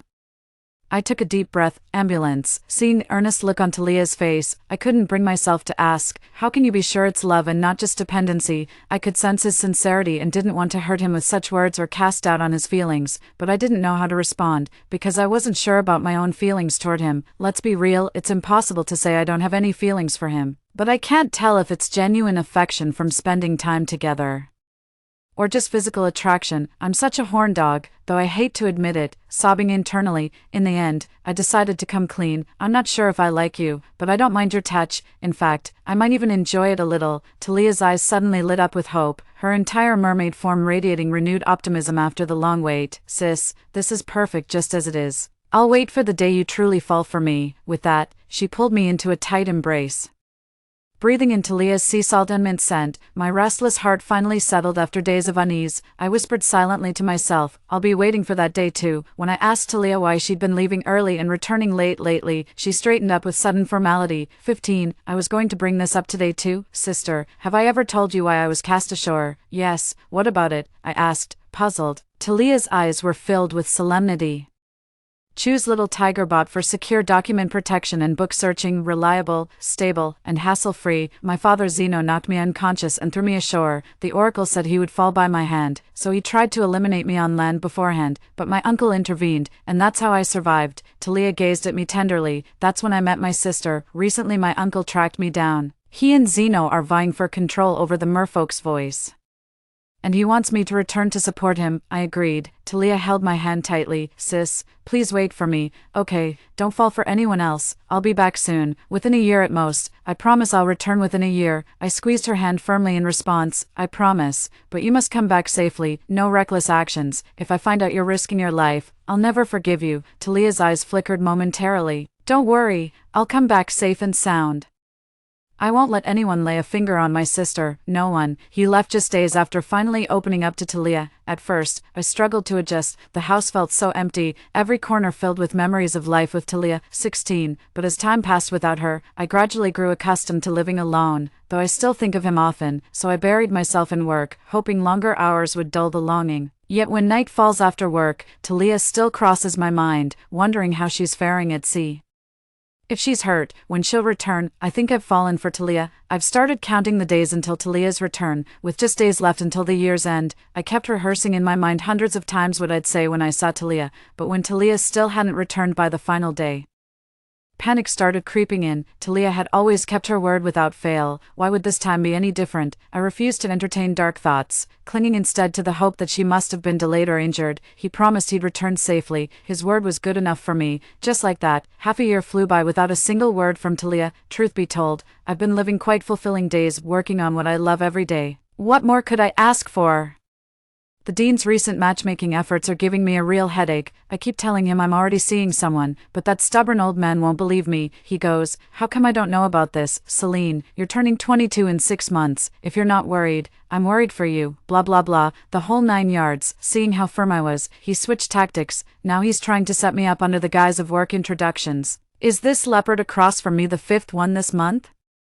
What is this? A stamp collection? I facepalmed with a wry smile. That dean, honestly, after my repeated stern rejections, read, desperate pleas, the dean finally backed off, still puzzled about why all the beast men he'd introduced recently showed up bruised and battered. No wonder they say tigers are troublemakers. Now I've seen it firsthand. 17. I've been working late every night recently, so for safety reasons, the dean specifically arranged for Senior Wilder to walk me home. Better safe than sorry, so I agreed. Lately I keep feeling like someone's following me. It's better to be cautious. After dinner at the cafeteria, one of the seniors told me someone was looking for me. My first thought was that Talia had returned, so I immediately rushed to the location my senior mentioned. I dashed there with my heart racing, only to find Nico waiting at the spot. It felt like someone had dumped a bucket of ice water over me. My disappointment was written all over my face. Why is it you? Nico raised an eyebrow with a faint smirk. What's wrong, sis? Disappointed it's not that fish. I kept a straight face. Don't call me sis. You're not worthy. Nico felt a surge of rage when he saw Celine's icy expression toward him. I was the first to call you sister. I came first. I'm the one you raised with care. He's just my replacement. Seeing Nico's indignant expression, I couldn't help but laugh, and did so outright. What gave you the audacity to be this delusional? Nico, we've been done ever since you played me. Nico began fumbling through his explanation. Sis, you've got to believe me. It was just a stupid joke. I never meant for you to actually get sent to the comfort house. I came looking for you later. They said you were doing fine. I cut him off mid-performance, unwilling to endure his pathetic act, trusting you landed me in the asylum, torn apart by orcs. What? You want me to go through that again? No, I didn't. Sis, I swear I didn't. Nico denied with shattered eyes glistening with tears. You're punishing me, aren't you? Yes, this is revenge. You're angry I broke my promise. You love me too much to truly abandon me. This is your twisted way of teaching me a lesson, using that damned fish to provoke me. Nico's words grew increasingly incoherent yet more self-convinced, until she lurched forward eagerly to grab my hand. Sis, your revenge worked. Seeing you with that fish is killing me. I'll never lie to you again. Please forgive me, can't we just go back to how things were? I took a quick step back, shattering his delusion outright. We can never go back. You're not even worth my revenge. Getting tangled with someone like you must be my karma. I never liked you, let alone loved you. You were just family to me. I only agreed to marry you to avoid the comfort house. It could have been anyone. You said yes, so I didn't look elsewhere. Celine's merciless words pierced through Nico like knives, leaving gaping wounds that threatened to topple him with the slightest breeze. Never loved me. She said she never even liked me. Tears streaming down his face, Nico roared in bitter defiance. I don't believe you. You're lying. How could you claim you never even liked me? You're doing this to get back at me, aren't you? Yes, this is revenge. Nico glared at Celine's indifferent expression, his heart burning with resentment. How dare you remain unmoved by my pleas? I'll make you suffer just like I did. Do you really think that fish is so great? Aren't you curious why he never came back for you? Nico's face twisted with malice. Let me tell you, a month ago he became king of the merfolk, murdered his own father and uncle. He'd slaughter his own flesh and blood. You think he's some saint? You're nothing to him. If he wanted to return, he'd have done it by now. I said flatly. Are you done? Nico's smile froze on his face like a pathetic clown. Who the hell do you think you are to judge him? You're not even fit to lick his boots. Celine, you can't do this to me. You just can't. Last warning, never contact me again. You make me sick. I turned and walked away, leaving Nico to spiral into madness behind me. That evening, I declined Senior Wilder's offer to walk me home. I froze in my tracks just steps from my doorstep. 18. Show yourself. Not a sound. This is your last chance. If you don't come out now, you'll never see daylight again. After some rustling noises, Talia slowly emerged 2 meters behind me. You little rascal, I knew it was you. Just as he was about to grasp my sleeve, I quickened my pace toward home. Talia walked obediently behind me with her head bowed, her tall frame completely eclipsing mine. Once home, I crossed my arms and swatted away Talia's reaching hand. When did you get back? Talia shot me a cautious glance. 20 days ago. I let out a cold laugh. So you've been back for 20 days already. Wonderful. Why didn't you return after a year? I want the truth, Talia whispered softly. I'm injured, can't return. How were you wounded? What merfolk could possibly harm you? Talia was a natural-born warrior among the merfolk, a race that prizes innate talent above all. Even in her previous life, when she carried countless hidden wounds, none could rival her strength, even with less combat experience in this lifetime. An injury keeping her bedridden for months is unthinkable. Took a knife for my uncle, I laughed in bitter fury. Well done, Talia, taking a blade for the uncle you were supposed to kill. What filial piety. I finally lost control and roared in anger. What did you promise me before leaving? You swore you'd protect yourself, that your safety would come first, and this is how you keep your word. My voice trembled with rising emotion, eyes glistening with unshed tears. You said you'd be back within a year at most, but you were over 6 months late. 6 whole months. Do you have any idea what these 6 months were like for me? Every single day I worried sick, terrified something might happen to you. I couldn't even bear to think about you not coming back. With no news, no way to reach you, all I could do was pray for your safe return. And what about you? Tears streamed down my face. You rushed to take a blade for someone else without a thought for my feelings. Was I just supposed to wait forever? Watching Celine's emotional outburst, Talia finally panicked, her lips trembling. Sis, please don't cry. This is all my fault. I wiped my tears with the back of my hand, voice trembling as I struggled to compose myself. Tell me. Why didn't you come find me after returning? Why were you following me? Talia's heart shattered seeing Celine like this, realizing how terribly wrong he'd been. His eyes held broken remorse, his voice quivering. I was 6 months late, afraid you'd resent me, afraid you'd despise me for killing my birth father and uncle. Her voice choked up at the end. But I missed you, so I followed you, sis. Tears streamed down my face again as I smiled bitterly. So you made me wait another 20 days. If I hadn't called you today, would you have kept me waiting even longer? Talia completely broke down, crying like a guilty child. Sister, please hit me. It's all my fault. I shouldn't have disobeyed you, neglected my health, made you wait so long, disregarded your feelings, or assumed you despised me. It's all my fault. Talia raised her tear-reddened eyes, whimpering in anguish as she gingerly took my hand. I'll never do it again. Sis, I swear, please forgive me. I really won't ever. Suppressing my unease, I hurriedly explained, no, it's not that I don't trust you, maybe I'm just too scared. For someone who's already died once, nothing matters more than staying alive. Listening to Talia's broken sobs, my heart ached in sympathy. Part of why Talia dares not return is my fault. I failed to give her enough sense of security. I gently stroked Talia's hair, my voice soft. Talia, I can finally answer the question you asked before leaving, meeting Talia's disbelieving gaze. I said firmly, I like you too. Talia froze for a moment, then broke into a smile that soon turned into quiet sobs as she clung to me tightly. I love you, sis, and I'm sorry for making you wait so long. I smiled with relief and hugged her back just as tightly. It's okay, we have a lifetime to walk together. Story 2. I'm the substitute for Isaac's first love, in the second year of being his devoted admirer. A virus broke out and zombies rampaged. The system told me that if I successfully capture his heart, I can return to my original world and regain my healthy body. Unexpectedly, in order to save his first love, who had turned into a zombie, Isaac actually took my heart and also revealed his identity as a system task performer. Later, his first love became an ordinary existence, and even though he became the king of zombies, he couldn't let go of me. However, I fell in love with Dr. George, who helped Isaac take my heart. A little over a year ago, I came to this world and became Isaac's classmate in the same department. In order to win his affection, I tried all kinds of ways to pursue someone, but none of them worked, because I knew that he was still waiting for his first love, Hazel, who had gone abroad. After half a year of enthusiastic pursuit, I found that he wasn't as gentle and refined as he seemed on the surface, but rather a paranoid and obsessive person. For example, he would gently smile and accept other people's gifts and love letters, but then turn around and throw them into the trash can, and take out antiseptic wipes to wipe his hands with a look of disgust on his face. However, judging from the blood-stained gauze that he always carried in his pocket, he didn't have a cleanliness obsession. It was said that the blood-stained gauze was left by Hazel when she saved him in a car accident during high school. I didn't know when I could move his heart. But I couldn't give up because my parents and brother were still waiting for me to go back. Finally, one day, I suddenly received his call at night. Phoebe, be my girlfriend, he murmured in a low voice, as if he was drunk. Okay, the system told me that Isaac's first love had dumped him and hooked up with a super rich man abroad. The reason why I was chosen by him among his many suitors was just that I looked the most like Hazel. So what? I was willing to stay with him as a substitute, as long as he was willing to give me 100 favorability points. In the following year, I tried my best to please Isaac. I would wash his dirty clothes clean, fold them neatly, and send them back to his dormitory. I would bring him a nutritious breakfast every morning. When we went shopping, I would take the initiative to carry things for him and buy him iced Coke. Because of my unprecedented behavior of being a devoted admirer, There was even a war of words on the school forum between those who supported me as a model girlfriend and those who called me a brainless devoted admirer. So, whenever someone walked past me, they would give me strange looks. She's at least the belle of the department, yet she's willing to be a devoted admirer. She always acts so cold and aloof, but when it comes to our campus heartthrob, she's just groveling at his feet.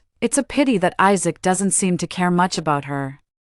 Maybe he still has that Hazel who went abroad in his heart. Gossip and rumors filled my ears, but I didn't care, because my efforts finally paid off. Although Isaac's attitude was still lukewarm, the favorability points kept rising steadily. When the favorability points reached 50, the system told me that the virus was about to break out and that I should make preparations in advance to save the life of the target of my pursuit. 2. Since the difficulty of the task was further increased, the system asked me to choose a special supernatural ability to deal with the apocalypse and complete the task. Because I was afraid of death, I chose the healing ability. While resisting the zombie virus, I could also avoid losing limbs in this extremely dangerous world. On the day of the apocalypse, when everyone was desperately running out, I went against the crowd, picked up an iron rod, and broke into Isaac's dormitory. With the blessing of my ability, I pulled him along and, without any scruples, fought and beat the zombies all the way, breaking through the siege, and finally found a safe place in the city. Isaac was very shocked and looked at me with a complicated expression. Phoebe,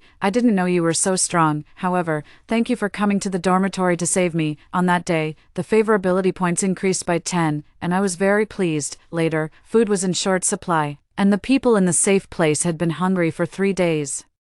They had to form teams to go out and collect food. I secretly stuffed the food I had saved for Isaac. Isaac looked at the biscuits in my hand. Phoebe, you haven't eaten enough these days, have you? I denied it. No, I have a small appetite, I just couldn't finish it, so I left some. In fact, I was also very hungry, but I knew that the food given in this situation could move him. Isaac's eyes flickered slightly with emotion. You keep it and eat it slowly later. In case we can't find food, this little bit can still help you last a few more days. I insisted on giving it to him. You're a boy, and you eat more and have more strength. I'll rely on you to protect me later when we go out. Don't refuse. Ding, the favorability points increased by 10.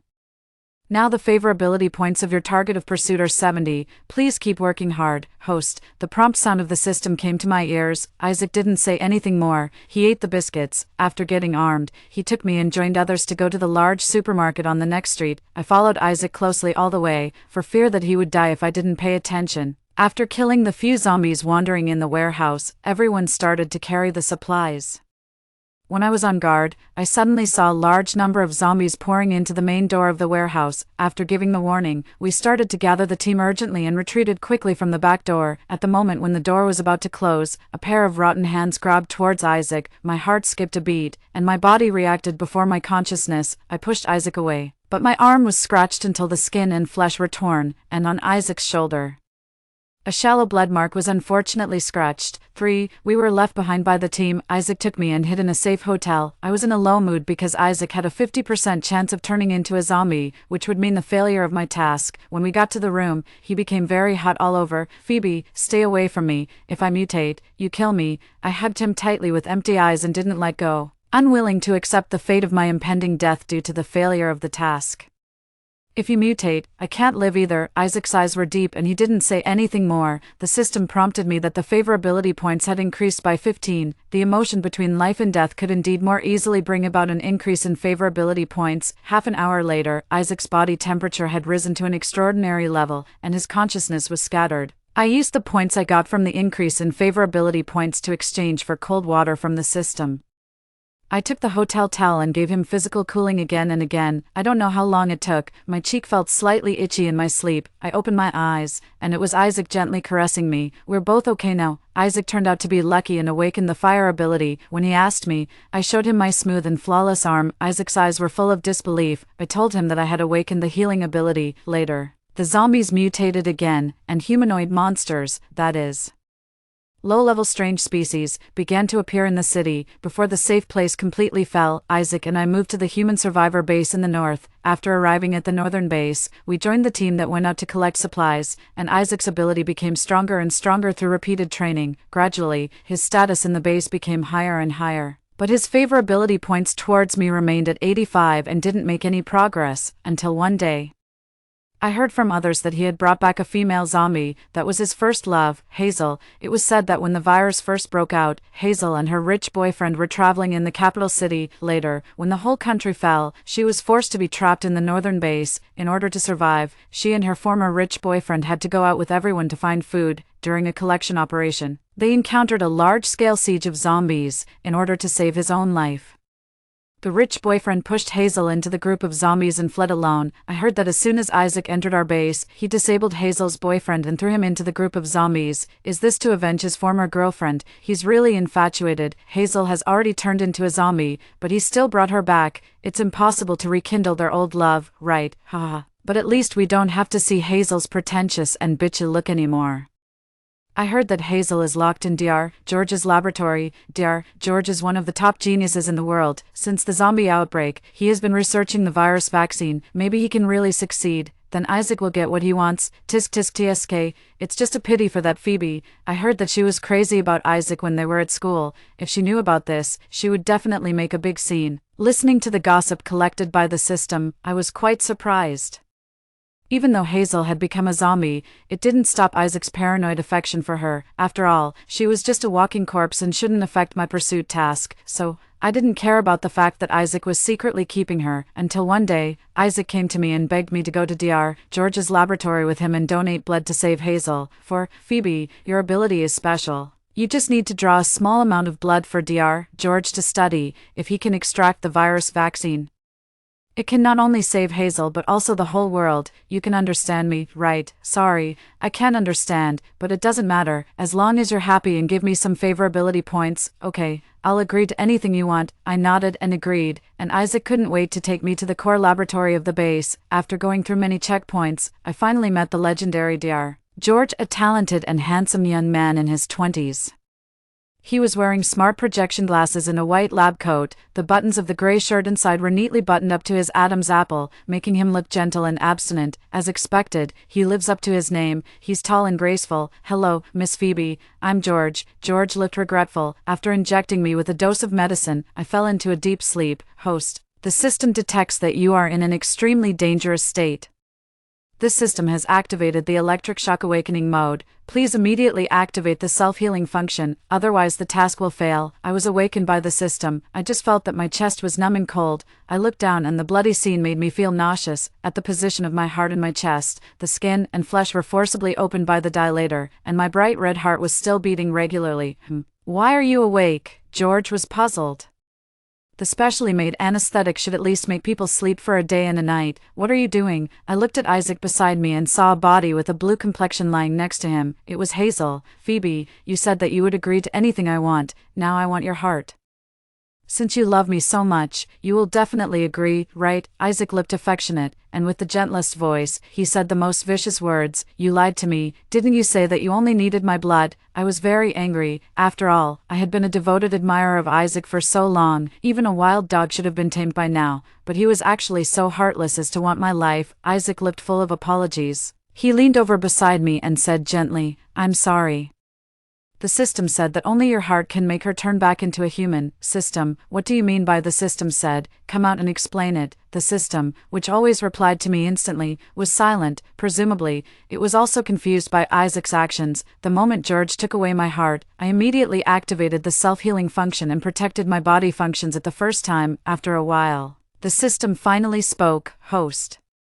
Just now the system connected to the main brain and found a loophole error. Another system has invaded this world at the same time. Their task objective is to save the former first love and become the master of the base. We originally thought that the difficulty of our pursuit target was ordinary, but due to the intervention of the other system, the difficulty has now been upgraded. It's very difficult for a novice like you to complete. Since the task cannot be completed due to objective reasons, the main brain has agreed to replace it with another ordinary task for us for free. What do you think? 5. Change it. I'm still quite unwilling to give up now. After all, I've been a devoted admirer for more than a year, and all of it has become a sunk cost. Looking at the task objective on the virtual panel, lead the northern base to resist the biggest wave of zombie hordes 2 years later, kill the zombie king. and preserve the human spark. I was finally able to give up the humiliating identity of a devoted admirer, and I felt a burst of joy in my heart. Over the past year or so, as Isaac's favorability points increased, the system gave me a large number of reward points, according to the previous task. The items that could be exchanged in the system mall were all props such as beauty enhancement and cooking skill enhancement, now that the task objective has been changed. The items in the mall have been completely updated. In addition to hot weapons, there are also props that enhance abilities such as agility enhancement, endurance enhancement, and weapon proficiency enhancement. Looking at the long string of numbers of points, I felt extremely at ease. After exchanging all the props that strengthened my physique, I quietly waited for the opportunity and prepared to escape. After Hazel completed the heart transplantation surgery, Isaac didn't even look at me again and pushed her out. George picked up the artificial heart beside him and walked towards me. He keenly noticed that the sprout of a heart began to grow in my empty chest. Miss Phoebe, you're really different." George was full of interest. I immediately pointed the pistol I exchanged at his head and threatened, "Don't move, be careful that I accidentally fire." George smiled with his eyes and eyebrows, and didn't speak for a while. At this time, the sound of the guards' footsteps came from outside the door, but for some reason, they didn't come in. "Miss Phoebe, don't be nervous, we're not enemies." Seeing that George didn't call anyone to stop me, I calmed down. "But you helped him take away my precious heart." George smiled helplessly. "His father once saved my grandfather." "George, what's your purpose?" "You will be the key to the research of the zombie virus vaccine." George looked at me with burning eyes. If that was really the case, he had already obtained my blood just now. Why did he still keep me? "Miss Phoebe, live research can obtain samples infinitely, while the role of samples from the dead is limited." As if he knew what I was thinking, George continued, "I promise that I won't leak a single word about today's matter, but you have to provide me with your blood regularly. In return, I will help you solve all the troubles in the base, including Isaac, okay?" As one of the people in power of the base, George has absolute say here. With his help, I moved to a house far away from Isaac and even became the captain of a search team. When Isaac learned that I had come out of the laboratory, he came to my door. I leaned against the door, turning him away. "Phoebe, don't be angry, you're perfectly fine, aren't you? Thanks to Dr. George for providing you with an artificial heart. Let's go and thank him in person another day." Isaac looked displeased when he saw my cold expression, no longer looking at him with the passionate adoration I used to have. "Who's we with you? Take your Hazel and go by yourself," I said indifferently. "Phoebe, I've already apologized to you, let's let this matter go. Don't go too far." Isaac thought I was jealous and his tone became impatient. I didn't want to waste any more time on this person, so I turned around and closed the door. Isaac was taken aback, obviously.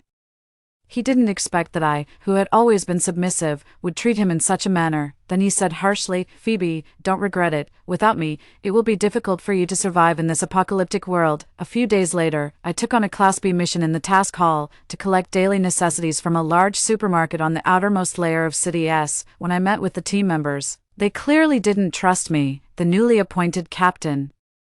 Especially a muscular man whose arm was thicker than my leg. I distributed the high-performance machine guns I had exchanged to them respectively and said, "My name is Phoebe, this is a token of our meeting, follow me well in the future, and there will be food and weapons, but I have only one requirement, and that is to absolutely obey orders. Hot weapons are extremely scarce here. Most of them are in the hands of the top management, and the ones that have leaked out are only some low-end weapons, while the ones I gave them are the most advanced ones available." At first, the team members thought that I, being so generous, was the daughter of some base leader coming out for training, but after entering the supermarket and seeing my perfect marksmanship and powerful and agile fighting skills, several of them completely changed their minds, and their attitude towards me took a 180-degree turn. They started to fawn on me, calling me Sister Phoebe one after another. When we returned with a full load, I happened to run into Isaac's team in the base task warehouse. "Isaac, isn't that Miss Phoebe?" Hazel reminded him loudly, looking at the tightly covered trunk of our truck. She said regretfully, "Miss Phoebe,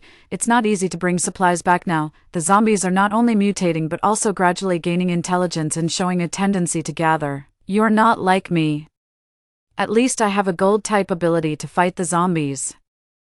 You, a girl with no strength to truss a chicken, don't push yourself too hard and risk your life." It seems that Isaac hasn't revealed my healing ability to her yet. I ignored her and Isaac and directed the team members to open the trunk and hand over the supplies one by one in front of the administrator. Looking at the truck full of supplies, Hazel was rather embarrassed and whispered to Isaac, "Isaac, how could Phoebe have the ability to bring back so many supplies?"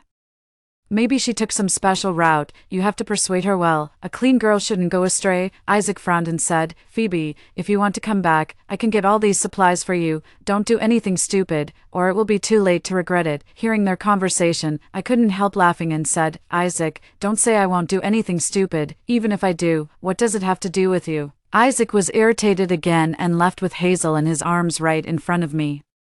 7. Later, although I didn't have an offensive ability, because of my outstanding combat power, my status in the base rose rapidly, the team I led became larger and larger, and finally, I was on an equal footing with Isaac and became Commander Phoebe. Then I began to take on more difficult tasks. This time, it was to collect weapons and laboratory data from a field military base in City B next door. The laboratory of this military base was the place where the first alien species in the country appeared, and it was extremely dangerous, so I needed to go with another commander, and that commander was Isaac. When we arrived at the wild forest outside City B and got off the car, I saw a tall and slender figure. It was George. With a smile in his eyes and brows, he explained to me, Phoebe, the laboratory data is very important, so I have to come and get it myself, after a year of getting along. We have become familiar with each other. Unlike Isaac's sickly charm, George is a very gentle person, at least to me. He would often find excuses to come to my house for a meal, but in the end, he would cook a big table of dishes for me to taste, claiming that it was to replenish my nutrition so that I could provide more valuable blood. In fact, he hasn't asked me to donate blood for several months. Even so, he still finds various reasons to meet me every now and then and shows me all kinds of novel experimental gadgets. I nodded, took out a miniature submachine gun with great lethality, and gave it to him, saying, It's very dangerous inside. I can't protect you all the time. Be careful yourself. George stared at me, his eyes shining brightly. Is Phoebe worried about me? Isaac's face showed annoyance and he interrupted us. It's getting late. Don't waste time. Let's go. Hazel gave me a provocative glance and then followed Isaac into the cave. The scattered zombies in the cave were quickly dealt with. We came to a mechanical door. George took out his computer, connected it to the sensor outside the door, and entered a long string of codes. Then the mechanical door opened automatically. A thick smell of blood mixed with the stench of decay hit us. We were on high alert, expecting to be attacked by a large number of zombies and mutated monsters. But there was no such attack. Behind the door, there were only dried bloodstains on the wall. There was not a single corpse, not even a piece of rotting meat. As we walked into the passage, it was unusually quiet all around. My sixth sense told me that this trip was extremely dangerous, but the system said that the amount of firearms stored in this military base was very large, which could at least double the combat effectiveness of the entire base. More importantly, there were also seeds of food here. Only with the seeds of food can we truly preserve the spark of human survival. Suddenly, a scream came from the back of the team. We all turned around, but we didn't see any monsters. Gather in place immediately and count your companions around you. I gave the order. Commander Phoebe, Lao Wu is missing, a team member said tremblingly. It seems that this thing is very fast. There's something wrong here. I'll cover the rear, and you cover the front.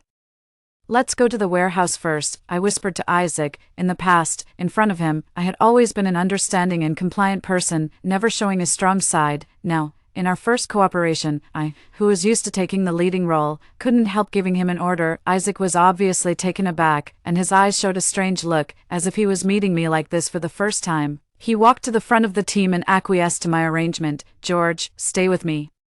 If there's any trouble, I'll protect you at the first moment. I pulled George to my side. George smiled at me and said, Of course I'll stay with you. Hearing his meaningful words, my face blushed slightly, and I didn't respond. I know that he likes me, but so what? I'm not from this world, and I will eventually have to go back. So, sorry, George, I can't respond to you. 8. After moving forward for a certain distance, I immediately sensed that something was approaching.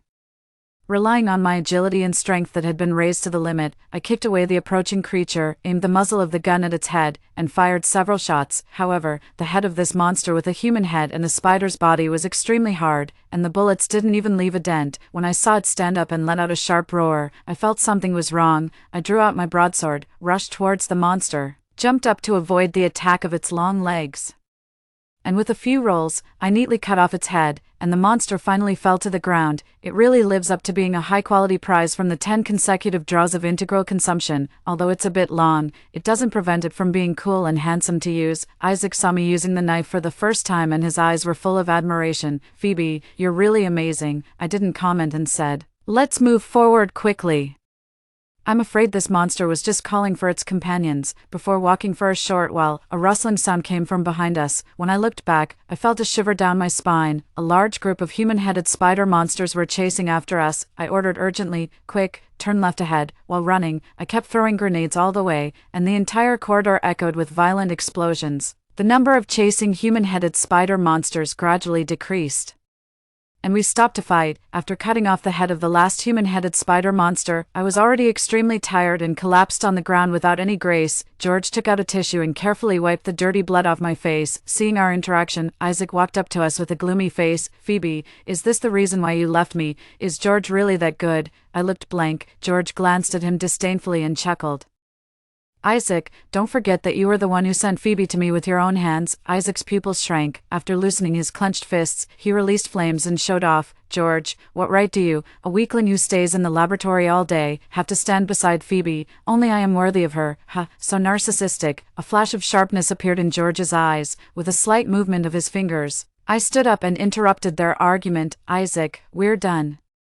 Isaac looked helpless. "Phoebe, don't be angry with me. I really didn't have the heart to discuss love affairs with a sickly person who also carried a system, especially since my own life was still at stake." I stood up and pushed Isaac away, automatically ignoring his words, and led the team to continue searching for the warehouse. When Isaac saw that I was no longer paying attention to him, he had to follow. Suddenly, a slow and heavy crawling sound came from ahead. It sounded like a giant monster. I raised my hand to signal the team members to crawl into the ceiling passage and hide collectively. The giant monster came below us. Through the gap, I saw that the monster, which was similar to a human figure, had no head. Its body was covered with human eyes, and its chest was full of dense mouthparts, which was terrifying to look at. It was a middle-rank alien species. The monster smelled that our scent had disappeared and lingered and searched below. When it looked up at the ceiling, Hazel was too nervous and couldn't help letting out a scream. I immediately covered her mouth, but it was already too late. Several long tongues shot out from the dense mouthparts of the giant monster, shattered the ceiling interlayer, and inserted into the heads of some team members. The team members who were inserted by the long tongues immediately twitched all over and were instantly sucked dry. I raised my knife and cut off these long tongues. But in a short while, these long tongues grew out of the mouthparts again. "You go first, I'll hold it back." I urgently ordered the team members to go and search for the warehouse first. This monster was difficult to deal with, but its movement was slow. As long as we could find a way to hold it back, it wouldn't affect our collection of arms and seeds. After the team members left quickly, only George, Isaac, and Hazel stayed. Seeing that our goal was achieved, we ran in the opposite direction of the team and came to the outside of a laboratory. George began to unlock the password. The giant monster gradually caught up, and we had to continue to fight with it to buy time for George. George's fingers moved quickly. After quickly deciphering the password, the door slowly opened, and Hazel slipped in first. She shouted to Isaac, "Isaac, coming quickly." Isaac didn't want to leave me alone to resist, so Hazel activated her gold-type ability and pulled him in with an iron chain. "George, you go in first, I'll come right away." Understanding my intention, George entered the door and said, "Phoebe, there are still 10 seconds before the door closes automatically. I'll count down. You must come in during the last 3 seconds." The giant monster seemed to understand our words and attacked even more frantically. In the 3rd second before the countdown ended, I dodged its attack clumsily and entered the door. When I relaxed for a moment, I saw the scene behind me reflected in Isaac's frightened eyes. A long tongue of the giant monster was inserted into the back of my head. 9. Before I could react, the long tongue was instantly cut off by a torn space. It was George. He turned out to have a spatial ability. George looked at the back of my head worriedly. "Are you okay? Don't get close to her. She'll mutate if she's infected," Hazel reminded shrilly. George looked displeased and gave her a disgusted look. He helped me sit down. I let out a long sigh of relief and endured the pain to pull out the long tongue inserted into the back of my head. In an instant, the wound healed and the bleeding stopped. "You actually have a healing ability." Hazel's eyes were filled with jealousy. "The healing ability is rare and precious in the apocalypse." Isaac remained silent, but his eyes kept sweeping towards me. George helped me wipe the blood off the back of my neck again and then began to observe the surroundings. This was the core laboratory of this military base. Since he had already revealed his ability, George was no longer constrained. He took out several laptops from the space one after another, connected them to the main computer of the laboratory, and began to decipher the codes and collect data. Isaac walked up to me and said pleadingly, "Phoebe, come back to me. I was wrong." I found that I can't live without you, I joked. Come back to you. What about your Hazel? Isaac's eyes flickered. Hazel will naturally be with us, don't worry. In the future, I'll treat you both equally and there won't be any more situations where I hurt you because of her. I seem to have heard the biggest joke. Do you want to have two women at the same time? This is the apocalypse, Phoebe. Which powerful person doesn't have several confidants around them now? You're daydreaming. I mocked him. The arrival of the apocalypse has completely changed people's moral bottom line. Even Isaac, who is a task-taker, is no exception. He still wanted to persuade me further, but George came over and asked me to accompany him to the main control room to look at the data. Under Isaac's furious gaze, I followed George into the main control room. As soon as we entered the room, George closed the door and locked it behind him. I frowned. George, what are you doing? He let out a sigh and hugged me. I instinctively stepped back, but he stepped forward. He carefully held my cheeks in his hands. The corners of his eyes were slightly red, and his eyes showed an indescribable throbbing. He whispered, "What should I do? I really want to hide you away so that others won't always think about you." My heart rate quickened as I watched him express his possessiveness emotionally. I didn't feel the slightest bit of repulsion. Instead, it was as if an electric current shot through my heart, making it tingle and itch. Stop talking nonsense. I lowered my head, trying to hide my blushing cheeks. Phoebe, don't reject me, okay? George exerted a little pressure with his fingers, forcing me to look up at him. Looking at my slightly reddened face, his eyes gradually grew deeper, and he leaned closer, a pair of scorching and soft lips pressed against mine. In an instant, my mind went blank. He lingered on my lips. And then the kiss gradually deepened. His soft tongue pried open my teeth, greedily capturing every breath of mine. For a moment, I was so weak all over from the kiss that my mind was in a mess, and I completely forgot about the system task. Phoebe, I like you, let's be together. George kissed all the way down to my neck, when he couldn't help but touch my waist. A loud thud against the wall came from outside the door. I woke up instantly and pushed him away, looking into his eyes filled with lust. I turned my head aside. I'll go out first to find another exit. You finish collecting the data quickly, and then we'll go and join the main team as soon as possible. George curved his lips into a faint smile, his voice hoarse. You have feelings for me too. I was annoyed and angry, and I slammed the door of the main control room shut. When Isaac saw me come out with a flushed face, he was extremely angry. Are you so desperate for a man that you have to find one as soon as you leave me? I hadn't yet recovered from the ambiguous atmosphere with George and was too lazy to pay attention to him. Seeing that I didn't speak, the gloom in Isaac's eyes deepened. He walked behind me and suddenly hugged me, pressing against my back. He murmured, Phoebe, don't be so cold. You used to love me so much.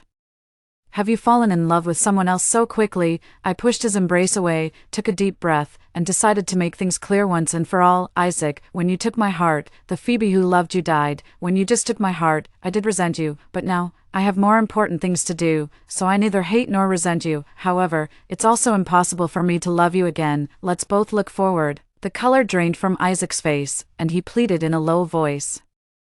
Phoebe, I was wrong. Will you forgive me? I didn't know how important you were to me back then. Now I'm willing to compensate you with everything, as long as we can go back to the way we were before. Okay. Hazel couldn't stand it any longer and pulled Isaac towards herself. Isaac, didn't you hear that? Phoebe has already hooked up with another man. She doesn't love you anymore. Don't humiliate yourself like this. Isaac stared blankly at his former white moonlight, since he saved her. Without Phoebe by his side, his heart had always felt empty. This feeling continued to fester until today, when he heard that Phoebe didn't reject George's kiss. The uncontrollable jealousy instantly burned his reason. He vented his anger by hitting the wall, trying to disrupt the intimacy between the two in the room. He was out of the room, but now he felt even more desperate. It was all because of saving Hazel that his relationship with Phoebe was damaged. For a moment, Hazel didn't seem so important to him anymore. He even began to resent that it was Hazel's appearance that had destroyed Phoebe's love for him. Slap. Hazel looked at Isaac in shock. He actually slapped himself. 10. You're talking nonsense. Phoebe is just being angry with me. It's all your fault. Why did you have to show up? Isaac stared fiercely at Hazel, his eyes no longer as tender as before. The former white moonlight had ultimately become something ordinary and unimportant. You actually hit me because of her. Hazel became hysterical, looking at the two in front of me. I couldn't help but laugh. Hazel looked at me venomously. Phoebe, what are you so proud of? Isaac is just driven by a momentary possessiveness. He still loves me. The giant monster outside the door was still eyeing us covetously. I really didn't want to waste time on these two people, so I walked past them and started looking around for the weak points of the laboratory, seeing that I ignored her. Hazel became even more resentful. She immediately transformed a metal wrench behind me into a sharp metal spike, preparing to sneak attack and pierce through my body. Sensing the danger, I quickly turned around and raised my hand to grab the spike. Suddenly, the space around the spike twisted, and the torn space actually cut it in half. George walked out of the main control room. He curled his slender fingers and gently lifted his hand in the air. Hazel was instantly lifted into the air. Her neck seemed to be choked, and she covered her neck with both hands while kicking her legs continuously. Isaac couldn't stand it any longer. A stream of flames rushed towards George. Attempting to stop him, George gently pushed with his left hand, and the flames hit an air wall and couldn't move forward any further. "Stop it all. Don't waste any more time. I found the exit." Hearing my words, George and Isaac both let go. Hazel fell to the ground, gasping for breath, and quickly hid behind Isaac, looking at George in fear. Bang! I took out my pistol and shot Hazel in the arm. Phoebe, you bitch, what are you doing?" Hazel cried out in pain. "If there's a next time, the bullet will hit your head." I glanced at Hazel, whose face was filled with venom, and warned her, "Isaac, it hurts so much. She actually attacked me." Looking into Hazel's tearful eyes, Isaac lowered his eyes. "It's Hazel's fault. Since you've already punished her, let's forget about this matter." Seeing that Isaac was no longer on her side, Hazel quieted down and endured the pain to bandage her wound. George smiled playfully and asked if I was okay. Remembering his emotional eyes just now, my heart was still pounding, and I tried to change the subject. I went to a corner of the laboratory, after shooting out a contour through which a person could pass on a mechanical wall. I kicked it open with force and saw another room. After walking out of the laboratory, we followed the locator to find where the team members were. At this time, they had already found the military warehouse. The warehouse covered an astonishingly large area, and there were far more supplies in it than we had imagined. With the people we brought this time, we could only take half of the supplies back. "It seems that we can only send someone to get the rest next time," I said regretfully as I watched the last team member drive away. George smiled mysteriously. "No need." He pulled me and we entered the military base again. On the way, we encountered that giant monster. Without the presence of outsiders, he didn't hold back at all. He released several spatial cracks and easily shredded the monster into pieces on the ground. He was stronger than I had imagined. When we arrived at the warehouse, George waved his hand, and all the remaining supplies disappeared. "Your spatial capacity is so large?" I asked him, and he smiled and nodded in acquiescence. I didn't say anything and asked the system, could this person also be a task taker? "His cheat ability is so powerful. Host, this system has conducted a comprehensive inspection of this world. Currently, there are only you and Isaac as task takers. It's impossible for there to be a third task taker." On the way back to the base, there were only George and me in the car. We didn't speak, and the atmosphere became even more sticky. I opened the window to get some fresh air, hoping that the wind could dispel some of the awkwardness in the car. George let out a soft sigh. "Phoebe, at first, out of curiosity, I really just wanted to keep you as an experimental subject, but later, the more I got to know you, the more attracted I was to you.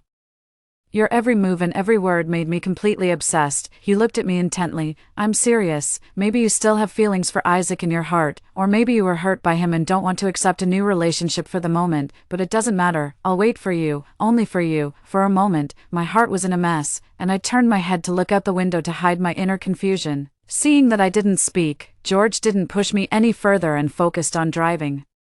For a while, the car fell into silence again. "System, can I stay in this world?" "Yes." "Host, after you complete the task, the main system will issue rewards, and you can choose for yourself. If you choose to stay, then your body in the other world will die. In the other world, my parents and brother are still waiting for me, but I also can't bear to leave him." Looking at George's handsome side profile, I fell into extreme entanglement. 11.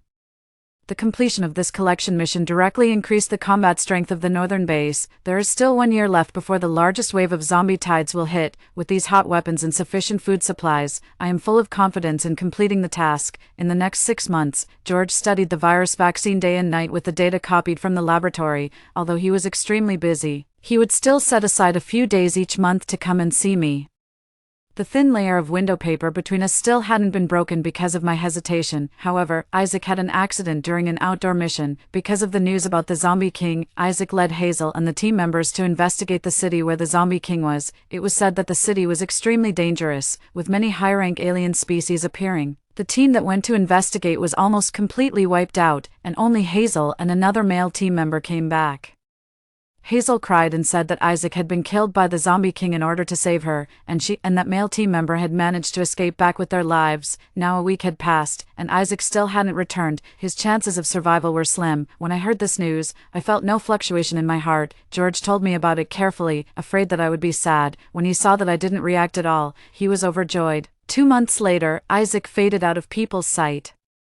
One early morning, a harsh alarm sounded throughout the base under the night sky. It was the zombies attacking the city. I climbed up to the observation deck and looked at the dark mass in front of me. My heart palpitated. There were such a huge number of them, and among them were many high-rank alien species that were rarely seen normally. Hot weapons couldn't accurately harm the high-rank alien species, so the ability users of the base had to go out of the city to fight the zombies up close.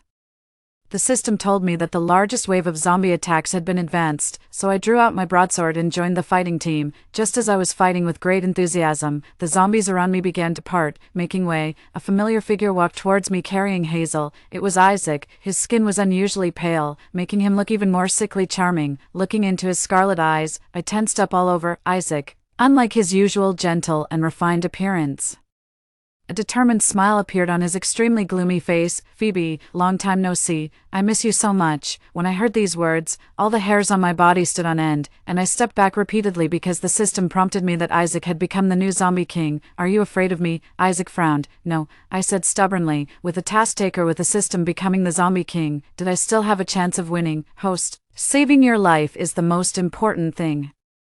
We have plenty of time in the future. The world with 2 systems is full of loopholes, and the difficulty of the task changes very easily. Now it seems that the difficulty of the task we reset has increased again. If I complete the task in this situation, will the reward be doubled? Of course, I decided to take a gamble. I knew that Isaac hadn't given up on me, so, without any struggle, Hazel and I were taken away by him together. Isaac chose a private manor as his lair.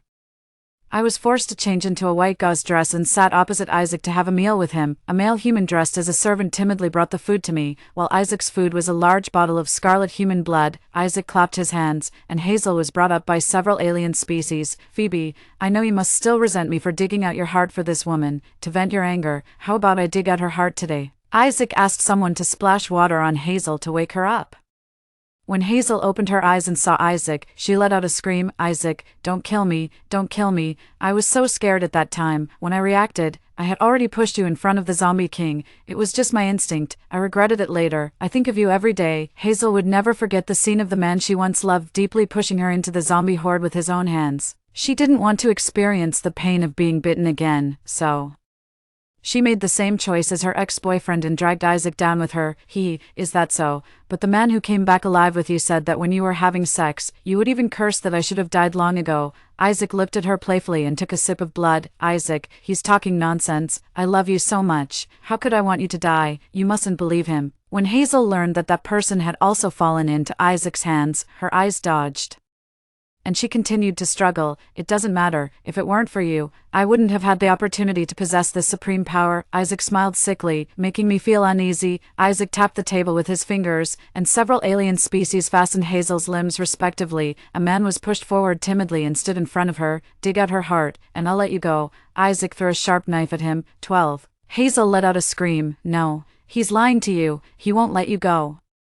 You used your ability to trap him so that he couldn't get up at that time. Have you forgotten? Quickly kill these alien species, and let's escape together." When the man heard that Isaac agreed to let him go, he didn't hesitate to pick up the scalpel and approach Hazel. Seeing that there was no room for maneuver, Hazel cursed. "Isaac, when you chose to save me in the first place, you shouldn't have thought about Phoebe anymore. Otherwise, I wouldn't have given up on you as a stepping stone so quickly. So what if you didn't die? Now you're just a monster, an outsider." Seeing me sitting there clean and intact, Hazel resented. "Do you think that if you dig out my heart, Phoebe will follow you again? Don't dream." In the base, she has been flirting with George for half a year. Everyone knows that they are about to get together. Will Phoebe give up a genius like George and choose you? A monster. Haha, you're so pitiful. I didn't love you before, and now Phoebe doesn't love you either. You're just an outsider that no one loves. Hazel's words were like a dagger to the heart. Isaac was so provoked that his face became ferocious. He flicked out his long black nails and gently slashed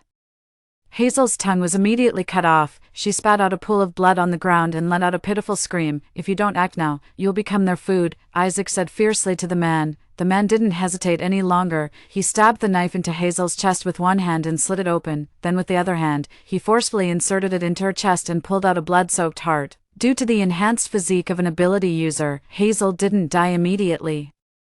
But she was on the verge of death, Isaac nodded, and several alien species dragged Hazel out of the room. Soon, the sound of feasting came from outside. Hearing the commotion outside the door, I frowned and felt a little nauseous. As if knowing my discomfort, Isaac motioned for one of the alien species to pick up the fresh heart and swallow it. "Phoebe, if it weren't for this special opportunity, I might never see you again. I once thought about leading the base to protect the surviving humans. But after being persecuted, I realized that compared to the complex humans, zombies are the simplest creatures in this world. Now that I have become the zombie king, if you follow me, you will be the zombie queen. Believe me, I have the ability to conquer the whole world, and you will eventually be able to stand beside me at the peak of power in this world." Isaac's so-called special opportunity was probably his system. Isaac is now the strongest zombie king in this world. Isn't there any weakness, host? The weakness of ordinary zombies is in their brains, and the weakness of the zombie king is in his chest. The remaining points you have can be exchanged for a bottle of god-level paralyzing water. As long as the zombie king drinks this water, he will be completely paralyzed all over and unable to move. At that time, as long as you dig out his mutated heart, he will naturally die. So, I had a plan in mind and agreed to him. Isaac was very happy and threatened to hold a magnificent wedding for me, so that the whole world would know that I had become his woman. Then, the entire manor became lively. Many humans were sent to the manor one after another, under the pretext of taking care of the daily life of me, the future zombie queen. Everyone was busy preparing for the wedding, until one day, when I was about to close the door and rest, a pair of warm hands covered my lips. I didn't scream because the cold fragrance of the person behind me told me that it was George. He had come to save me. It wasn't that we hadn't been apart for several days before, but this time when I saw him, my heart throbbed especially violently. He examined me from head to toe. After confirming that I was okay, he pressed me against the wall and kissed me frantically. This was the second time we had kissed since the last time in the military base, unlike the previous gentle and lingering kiss. He seemed extremely excited and rough. His unshaven chin rubbed my cheeks red, as if he was expressing his worry and longing through his actions. After a long kiss, we were both panting, looking at the wide-open window. I teased, "When did George learn such romantic things as sneaking into a boudoir at night?" "Phoebe, ever since I heard that you were captured, I've been chasing after you. When I heard that Isaac didn't do anything to you, I finally felt relieved." I slowly mingled with the servants. "Today, since Isaac went out, I finally had the chance to meet you. How have you been these days?" "I'm fine. Isaac didn't make things difficult for me during this time. It's dangerous here. Isaac is very powerful now, and you're no match for him. Listen to me, you go back first, and I will find a way to come back on my own." Isaac really did go out to deal with the wedding matters today, but he could come back at any time. I was worried about George being exposed and urged him to go back to the base quickly. "How could I leave when you're still here? Let's go together. I will definitely ensure that you go back safely." George insisted on not leaving alone, but the reason why I was willing to be captured by Isaac this time was to complete the task of killing the zombie king. If Isaac didn't die, the task would fail, and I would eventually not be able to survive. If the task was successful, it would be fine. If it failed, I would die, but I couldn't drag George to die with me. Seeing that I was hesitant and unwilling to leave, George urged, "Phoebe, if we don't leave now, he will be back. Do you really want to be his queen here?" Just then, Isaac appeared silently behind him. My pupils constricted. I saw Isaac reaching out quickly towards George. George immediately used spatial displacement to flash aside. Isaac squinted his eyes, raised and lowered his hands, after a spatial shock. George found that he couldn't move at all. "Do you think you're the only one with the power of space?" Isaac sneered, ready to strike a fatal blow. "Isaac, stop, he saved me." I shouted to stop him. "Besides, I don't want there to be any more bloodshed because of me before the wedding." Isaac raised his eyebrows and looked at George, then curled his lips into a smile. "Okay, since Phoebe said so, I'll spare your life. Enjoy watching our wedding." George didn't understand why I didn't go with him. But in the end, he didn't ask any more questions because he had always respected my choices. In order to make George completely disappointed in me and also to relax Isaac's vigilance, I said a lot of heartless words to George in front of Isaac, hoping that he could let go of me and leave this dangerous place. Isaac really didn't lie to me. He summoned all the zombies and alien species from several nearby cities to hold a magnificent wedding for me. I bribed a servant and asked him to secretly let George go on the day of the wedding. On the night of the wedding, I proposed to drink the nuptial wine. Isaac readily agreed and drank the spiked wine I had prepared, but there was no reaction for a long time. At this time, George, who should have returned to the base, actually broke into the room again. Isaac was extremely angry that his wedding night was disrupted. Ignoring my dissuasion, he fought with George. Seeing that George was at a disadvantage, I had to step in to help. When Isaac saw that I was helping George against him, his jealousy flared up. "Phoebe, I'm your husband. Do you still have feelings for this man?" Seeing that I didn't say anything, Isaac became even angrier and his attacks became more ruthless. He pushed me away and restrained me. Then with one hand, he violently inserted into George's chest and pulled out his heart. "No, no," I shouted heartbreakingly. Seeing that I still seemed to have feelings for George, Isaac immediately crushed the heart in his hand, destroying my hope. George fell to the ground, his face pale. He struggled to crawl towards me. When Isaac saw this, he stepped on his fingers fiercely, preventing him from moving at all. "What a pity, Phoebe. I might not be able to accompany you anymore." George looked at me with eyes full of heartache, as if the only impact that death could bring to him was that he couldn't be with me. Even when I first came to this world, I wasn't this flustered. Tears instantly blurred my vision. "Although you don't like to smile on ordinary days, you're really beautiful when you do, so don't cry, be happy and smile more in the future, okay?" I kept wiping my tears with my hands, afraid that I would never see George again. "George, hold on, you can't die.